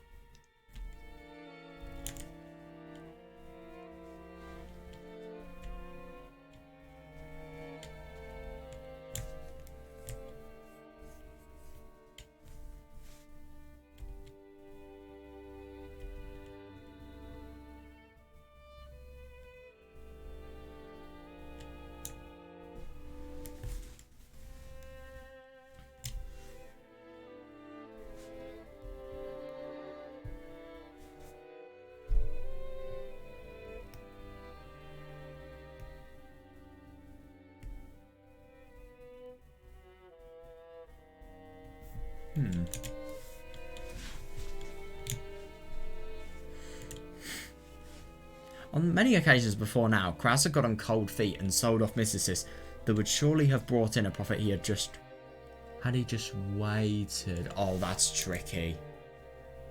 Oh, yeah. Yeah, that's really bad and had, in effect, given away his winning.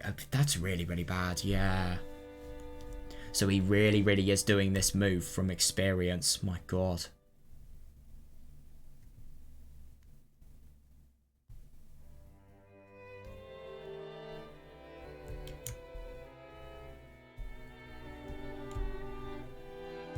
That's so tricky though, yeah. Natsuhi also knew this.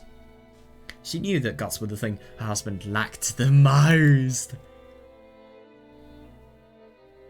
Oh, yeah, that's understandable. Yeah, I wonder what she's actually going to say. She does look quite pissed off, and she looks like one of those people where, you know, they've been so patient, and then they're just being taken advantage of even more.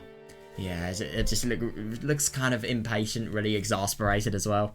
That's why she was unable to refuse when Kraus said he wanted to prudently wait just one more year. Fair, yeah. Ooh, what's this? Ooh.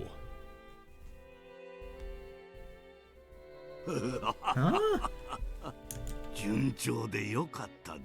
How wonderful the things are. You have got to be kidding me. Is Kinzo lying to, Sorry, Natsuhi lying to Kinzo here. Oh, yeah, it would appear I'll have to sit around here as a ghost for a little longer. Oh, I'm surprised. You don't look too disappointed.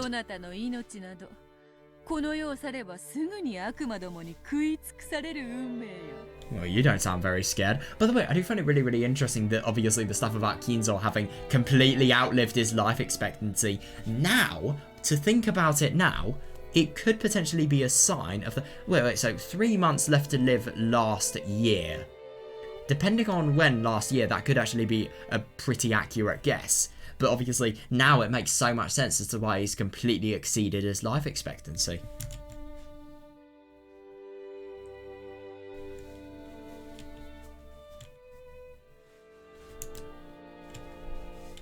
You don't look too disappointed. Your fate is to be chewed to bits by demons the moment you leave this world. Jesus Christ. My apologies for... Oh.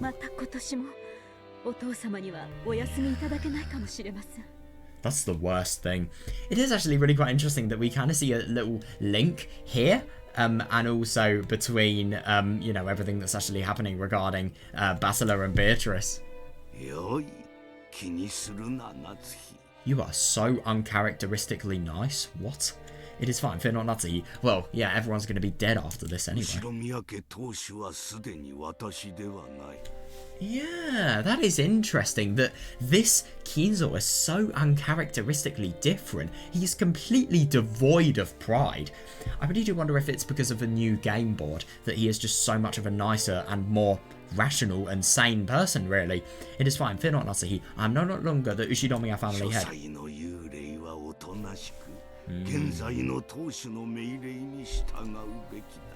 God, yeah, the ghost of this study should obediently follow the current head's commands. Oh,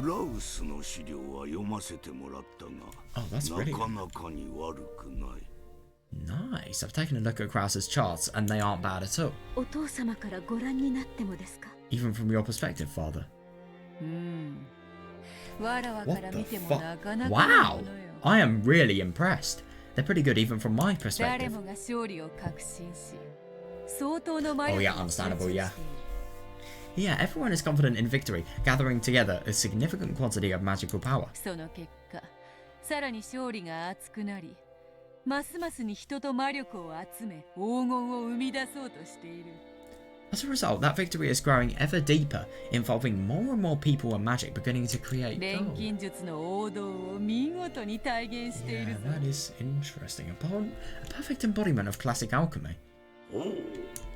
黄金の魔女の太鼓判まで Yeah, definitely. I couldn't agree more. 心強い If you've earned even the Golden Witch's approval, that is very reassuring. 喜べ夏日 Rejoice, Natsuhi. このクラウスの事業は That's 必ずや brilliant. 後ろ宮家の危機を救うだろう That is absolutely brilliant. Wow.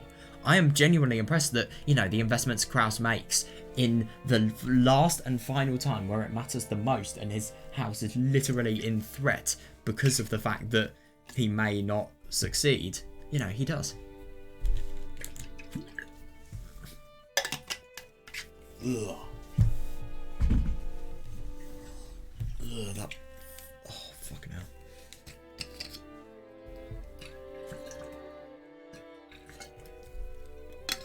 Ugh. Oh my god, I'm not drinking water tonight. Fuck. That was so disgusting. Ugh.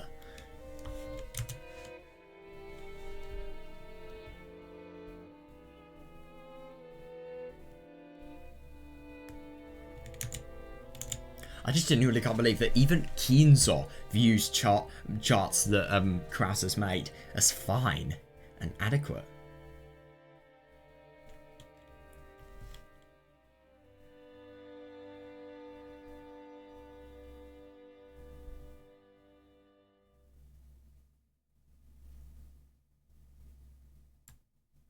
Hmm.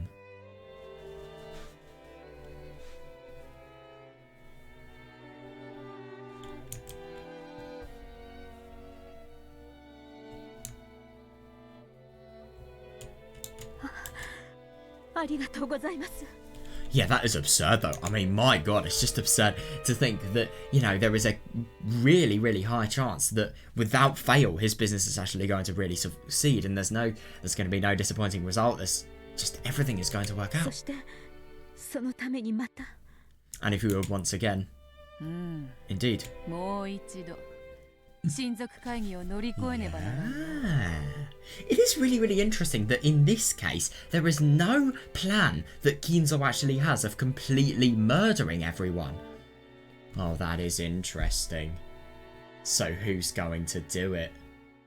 Intuition says... Actually, ironically, have her on my save. This is the murderer. That's my intuition. I don't know, though. Yes. Oh, definitely, yeah. As we saw in episode 4, that is definitely the case. And this could potentially entirely deface Kraus. What if, you remember that, you know, confrontation all of the family members had in episode 4? If that happens here, they're dead. They are absolutely dead. Yes, I think things went well last year, but I can imagine some of the relatives will find it suspicious. Oh yeah. I think this year's conference will be a critical time. Exactly, yeah. 去年の親族会議の時 During last year's family conference. ひょっとしたらもう一度同じことになるかもしれぬと予見したそなたは Yeah. 正しかったな During last year's family conference, you were correct to predict that the same thing might happen again. 最悪のケースを想定するのは魔女ならずとも弱さの基本だ Definitely. Yeah, even for those who aren't witches, preparing for the worst case scenario is one of the basics for getting on in the world. それで I see, yeah. 今年はどうする So what will you do this year? 去年 I 同 do 様 wonder. 会議当日はお父様の秘密を知る使用人を集中的に配置します Yeah, good one, yeah. Yeah, just like last year, I will see to it that a high concentration of the servants who know Father's secret are there on the day of the お conference. 父様の不在を気取る親族もすでにいるかもしれません Yeah. Yeah, some of the relatives may already have noticed that Father isn't around. 不用意な演出はむしろ馬脚を表す危険性もあります Fair, yeah. A careless show might actually put us in more danger of exposure. Yeah, that's understandable. Definitely. Indeed. I like that. Yeah, it said that it's too much is as bad as too little. I can think of so many applications where that's true. Genuinely. Then what will you do? Yeah, I really do wonder as well.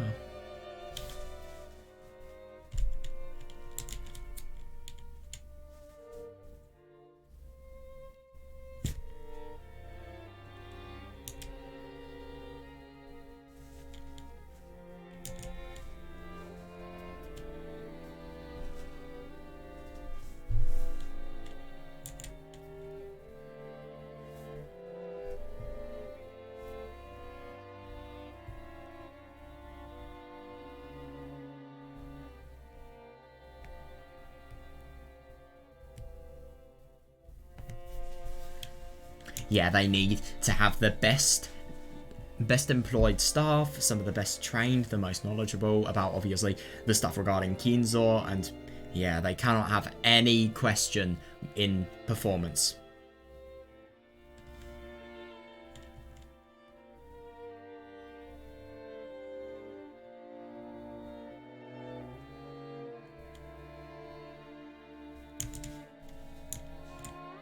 Oh yeah, good one, yeah. Unlike last year, I think we'll go with a plan that has you sitting inside your study until the end. That'd be suitable. Definitely, yeah. God, yeah, barricades are straightforward and simple, a final trump card.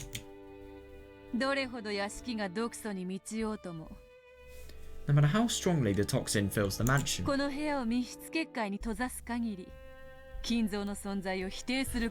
yeah. Yeah, definitely. No matter how strongly the toxin fills this mansion, as long as the closed room barrier remains around this room, it will be impossible to deny Kinzo's existence. That's really, really convenient.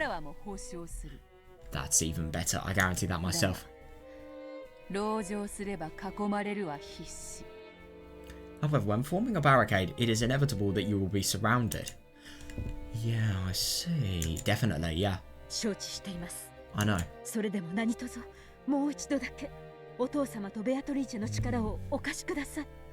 Even so, I beg that both of you lend us your power just one more time. That is so interesting that Kinzo views Natsuhi as somebody who is just totally more worth than, you know, Kraus. So much so that, you know, she is literally the head instead of Kraus. That really, really surprises me. But at the same time, it does make sense. But still, though, it's just so surprising. I cannot disobey the orders of the new head. Fair.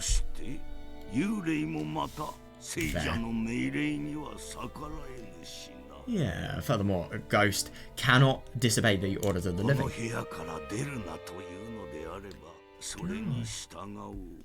If you tell me not to leave this room, I will obey. Thank you very much. I'm not satisfied. Oh, that's interesting. If you want me to lend you power, I won't listen to a mere request. What will she have to do? Yes. You're the family alchemist. So I won't ask you to help. Oh yeah, that's good. Yeah, I order you to help. Fair enough. Your magic is the one thing we can rely on.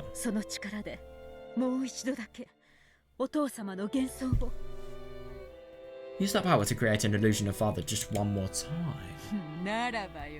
Oh, that's interesting. Yes, just a total order. She won't... Not a mere request. An order because of her status as the alchemist. Very well. I hear and obey. No, I see that.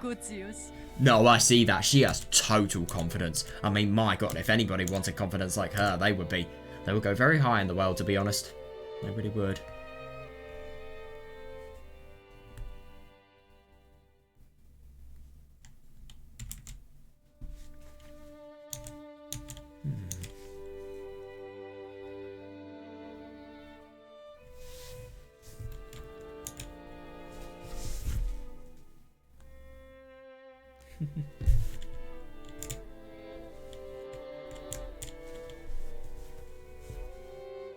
Ooh.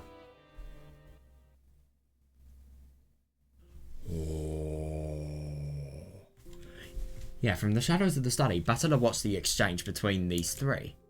なるほどな。 I see. そして今年の親族会 Yeah, 議を迎え definitely, るわけ yeah. だ。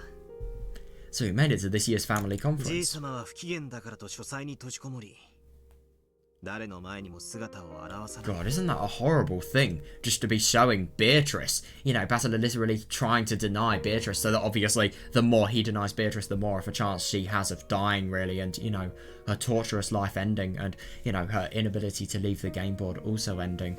But, yeah, it's just horrible having to deny this in front of her. But he can't win if he doesn't, though. That's the cruelest thing about this game.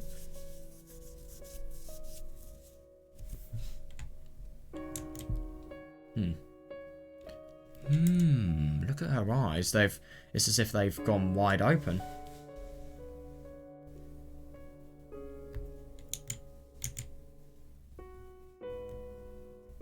Natsuki spoke boldly about how she would somehow overcome this year's crisis and protect the Ushinomiya family's honour until the end. Yeah, definitely, yeah, while Kinzo praised her, saying that her plan looked promising. That's brilliant, that really is. Bertol also praised her, saying that Natsuki's dignified confidence was even more well suited for the...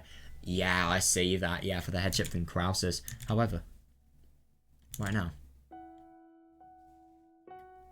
the true number of people in this room was...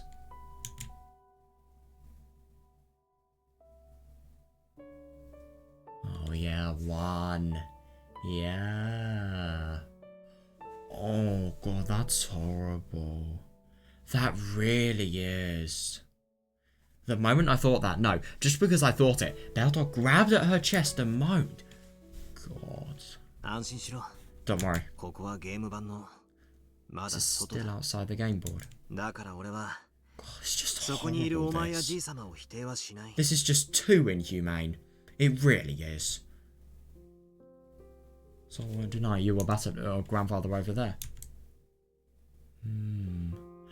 Oh god, that's so... I feel so bad for her. I really do. Yeah, I put my hand on Beltos as she tried to hold back the pain deep inside her chest. I've already told Burncastle. The 2-day period of the 1986 family conference is all I need to deny the illusion of the witch. It will be 2 days. お前は前回全ゲームの開始時にじい様が Yeah, 死んでる definitely, こと yeah. を赤 I'm に happy 宣 that 言 this し is た。 being expanded on.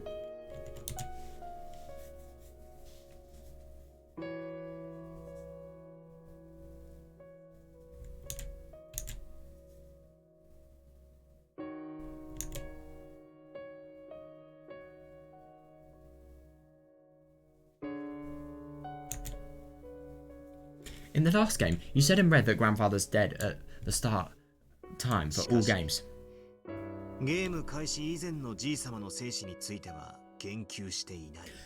Yeah, fair. However, you never mentioned whether grandfather was alive or dead before the start times for all the games.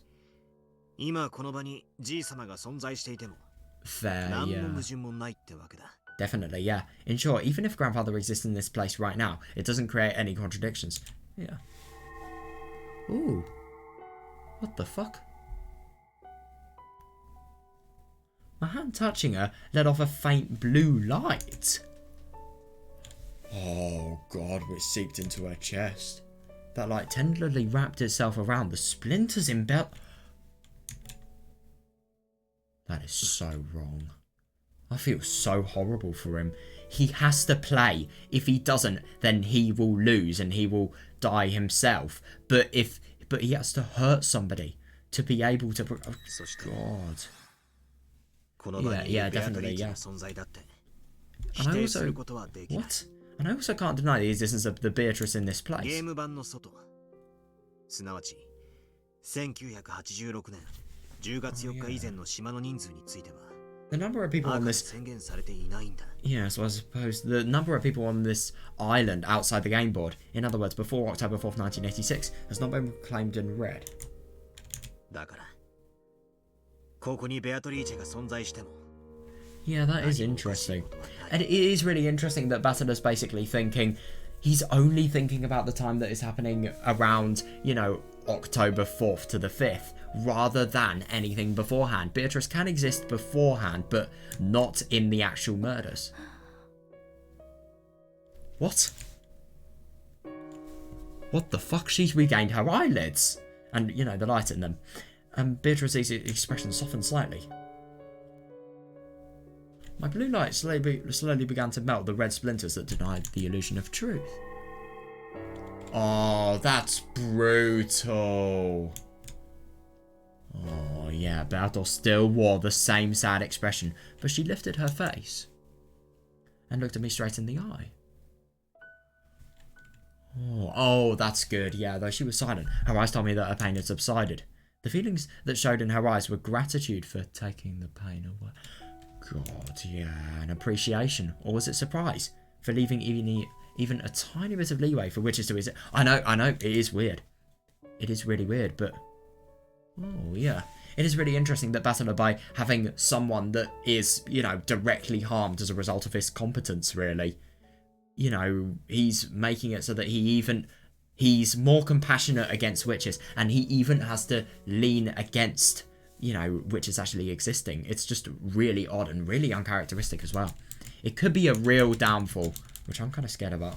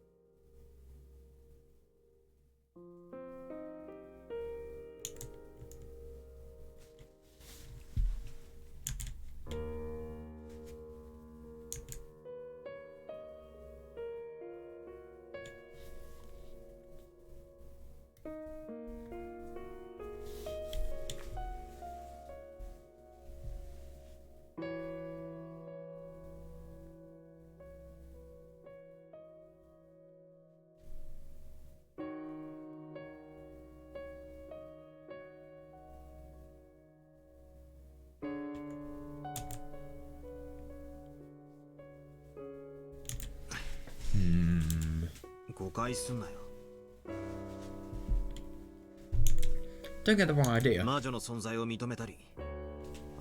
Yeah. I don't plan on accepting the existence of witches or surrendering. Yeah, definitely.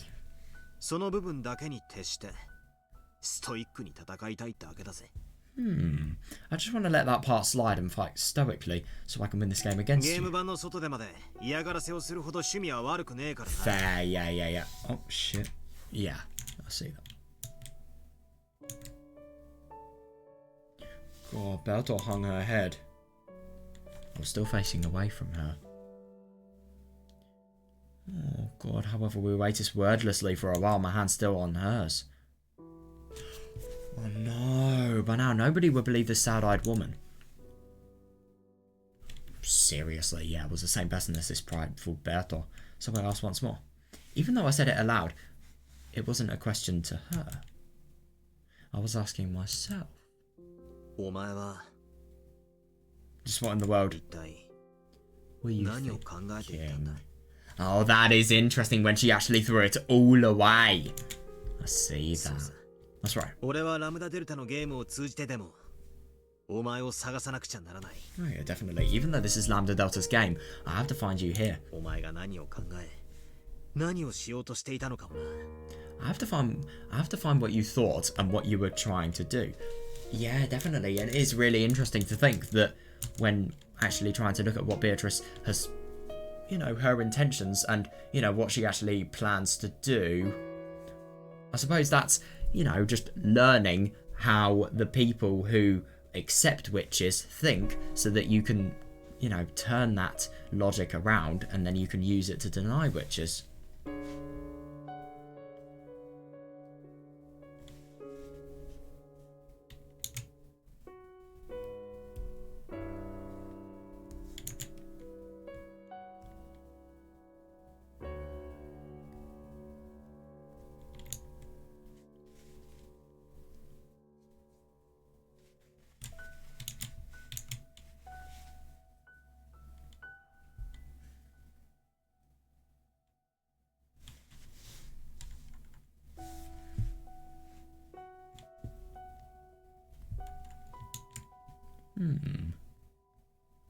Yeah, definitely, yeah. Very soon this game will also reach October 4th, 1986. The 5th game will finally begin. Yeah, definitely, yeah. And this time I'll reach the end Yeah, the end of that journey.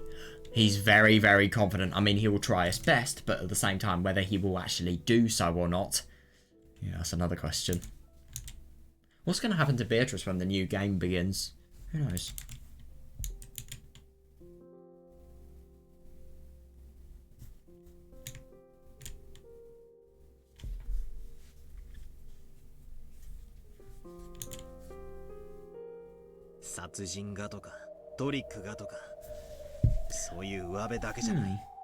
I'm not worried about the surface level stuff like murders and tricks.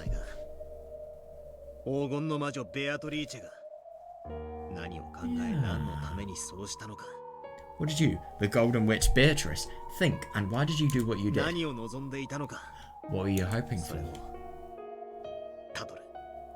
That is interesting. That's what I'm going to find out. That's right. I already know how I can reach the end of that journey. It's been made clear to me since the very beginning.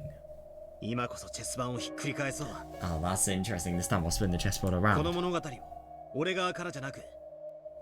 I read this tale not from my side, but from yours. God, no response. That is really interesting. It's really quite ironic to think that Basilica could potentially be making a really bad move here, but obviously there is no means of Beatrice to actually, you know, put that into words and put that into perspective.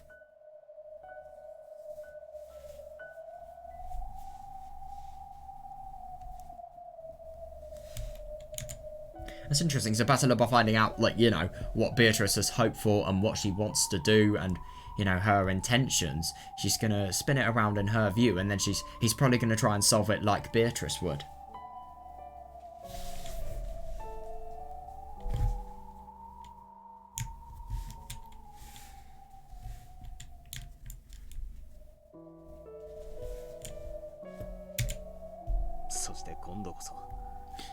Yeah. And this time I'll understand you. Take my way to your heart. That's so nice. Yeah, I won't let you feel pain. Don't worry.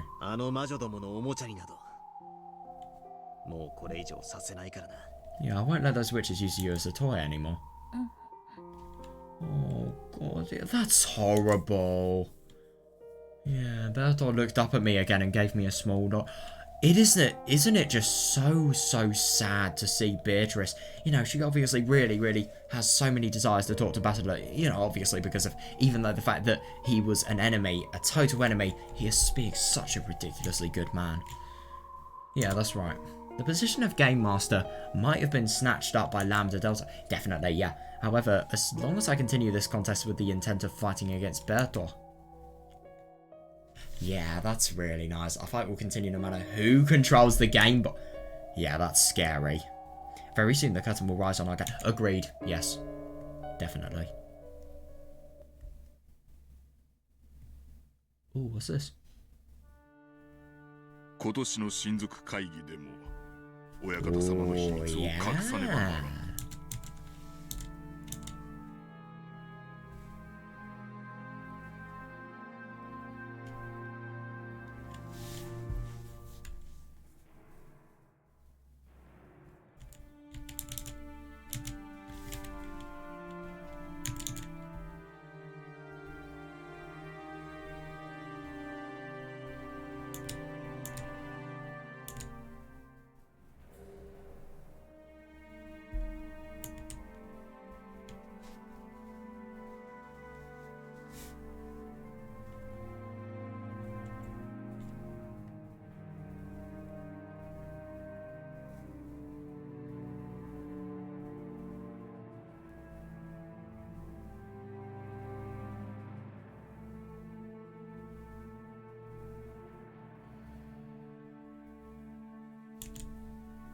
At this year's family conference, we must conceal the Master's secret once again. This can be interesting seeing their perspective on it. It's probably going to be very formal, but maybe they have some opinions about it. Yeah. Yes. I understand. Agreed. Yeah, I'm a little doubtful that the same trick will work twice. Madam shares your concerns. 今年は書斎から一切お出にならない方向で行くことになった。 Because of that, it was decided that this year he will not leave the study even once. Yeah, definitely, yeah. つまりずっと書斎にこもられていることにするというわけですか。 Isn't it just so interesting to think that the actual Kinzo, who obviously can be seen by the people who know his existence, is so different to, you know, the grandfather that we actually know Kinzo for being. Let me just see in the tips, for example, I bet you.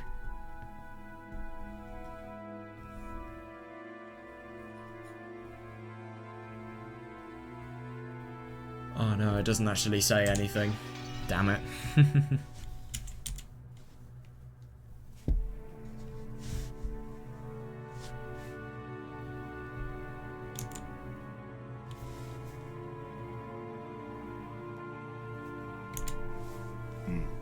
Yes, yeah, definitely, yeah. And the only ones allowed to enter the study.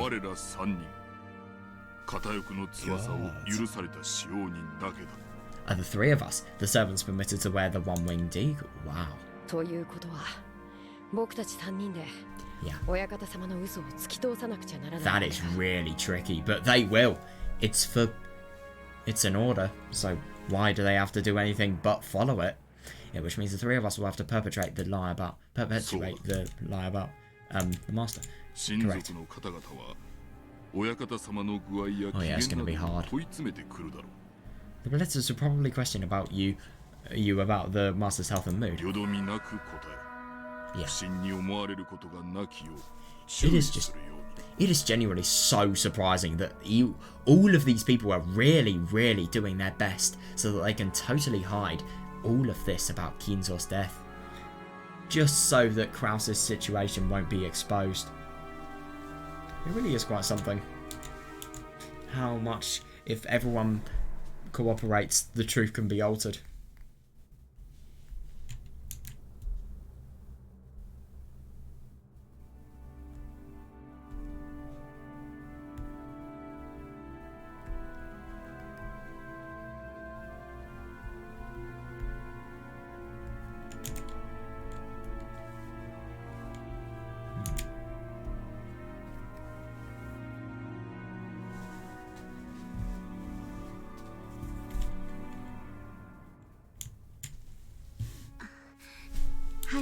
Yes.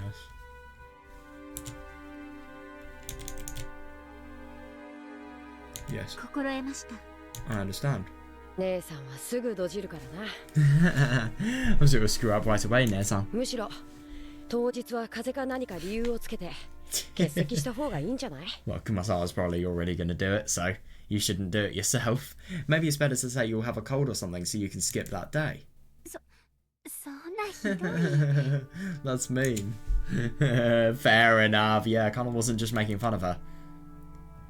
He only wanted to release Shannon from the burden of working on this most serious of days. Yeah, fair enough. I see that. It's making fun of somebody with good intent, which is kind of impossible, but okay.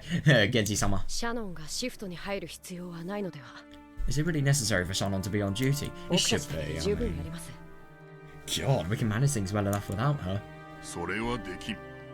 Yeah, that I cannot do. 奥様から我ら3人は必ずシフトに入るようにとの Yeah, you 厳 do 命だ。 not want to question her orders. I can imagine her being very strict. Yeah, Madam gave strict orders that the three of us be scheduled to work on that day. はい。 Yes. やり遂げる覚悟です。 Yeah, good. I am prepared to perform my duties successfully. ドジらないでよ。 She's not gonna screw up.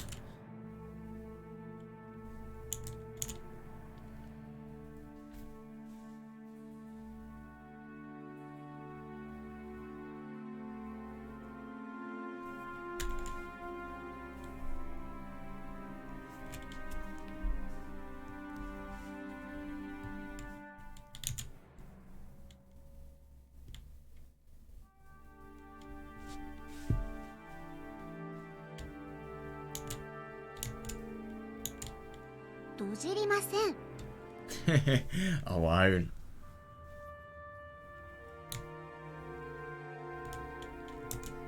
Shannon grew sullen and Kanon's right. Yeah, she does sound kind of annoyed. Yeah, then Genji told them that They weren't taking this seriously enough. No, I see that, yeah. シャノン、カノン、 Shannon Connell. すでにお使いする親方様はお亡くなりになっている。 Fair, yeah, the master we serve has already passed し away. かし、本当の意味でお亡くなりになるま Oh で、 yeah, 我らの definitely, 奉 yeah. 仕は続く。 However, until he is truly passed on, we will continue to serve. あの書斎は無人ではない。 Yeah, that study is not empty. 今なお、親方様がおられ、日々の研究に勤しまれているのだ。 It is interesting that the master is still there, hard at work on his usual research. 深く心得よ。 Yeah, make sure you take that to heart. はい源氏様 Yes, Genji-sama.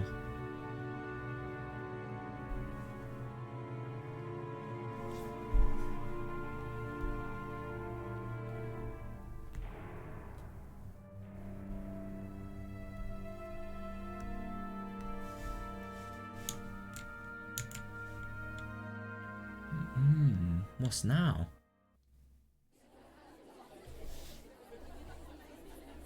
お父様がすでに亡くなっている。 What? そんなバカな。 Oh god, this is torture. Do I read on or do I not? I'm tired as fuck, but I'm interested. Oh my god, it's so annoying this, right, I'll just check the length, like whether I actually have time to read it or not.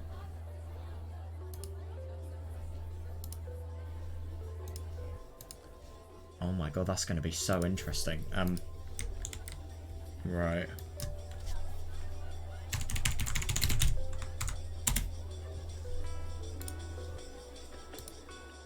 Right, do I have enough time to read it?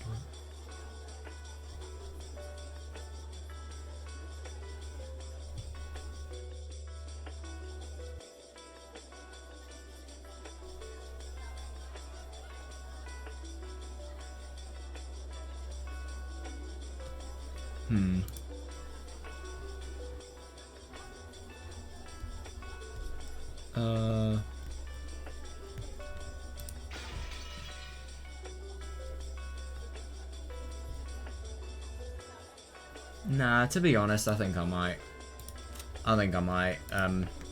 you know, go for it tomorrow. Because I am really, really tired at the moment, so, yeah.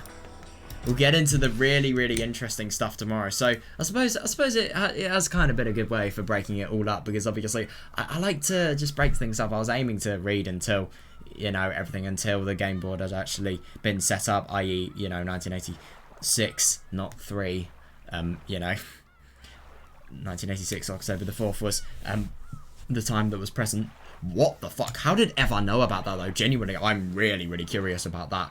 I do wonder, maybe that could be indicative of the fact that Krause's business ventures have succeeded, because, you know, why else would they know about this? I do wonder, I really, really do wonder, and, I'm excited to learn about all of that regarding, you know, what's going to happen tomorrow, and, yeah, that was really quite fun today. Oh my god, the stuff about Beatrice, that was vivid. Burn and Lambda, I just love, you know, I really thought it was good just to really get a grasp of how insanely cruel they are, because I think their cruelty is really going to add a lot to this story. We need to know very, very quickly how absurdly evil they have the potential to be. It was just really interesting just seeing all of the stuff regarding Burn and Battler and, you know, the denial of witches as well. It's just surprising how that works. Like, you know, you deny witches, and then it's as if they've never even existed in the game board to begin with. It's so weird.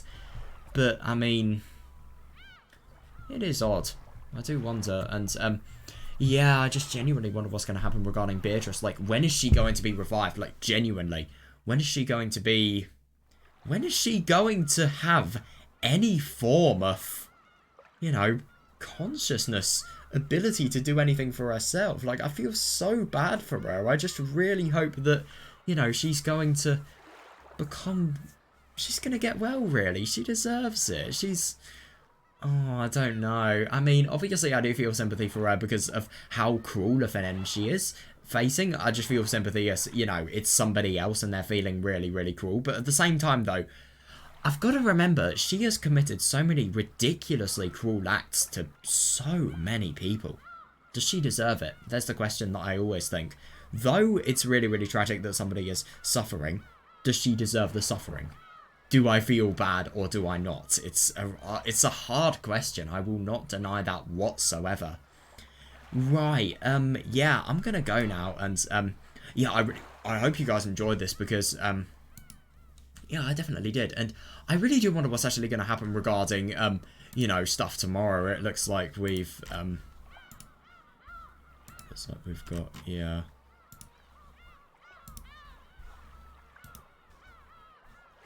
Yeah, I've got quite a lot we can actually read tomorrow, which is really quite nice. So, yeah, I've got some mini chapters tomorrow. I can't wait for that. And, yeah, I've actually got quite a lot of time for tomorrow. That's good.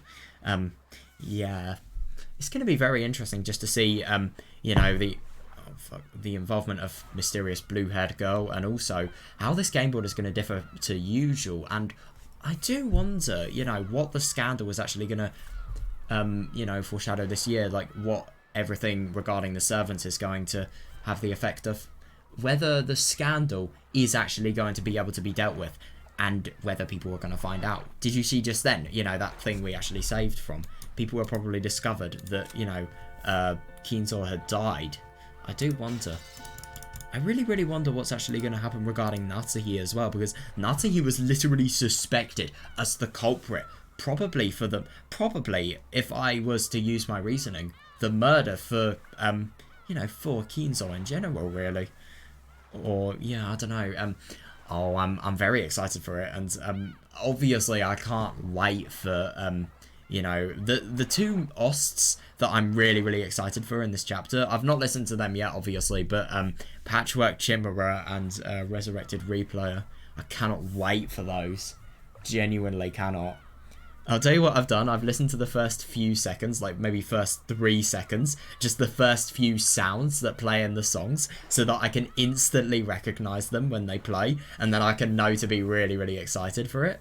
But yeah, anyway, yeah, I really enjoyed today, and I thought it was really quite valuable, and just, you know, a lot of the game board related stuff. Anyway, I'm repeating myself. I'm just really quite tired. I think I'm just saying way too much and forgetting I've said it, and then just saying it again. So, yeah, I'll go now. See you guys. Hope you enjoyed. That's probably what I should have said 3 minutes ago, but okay.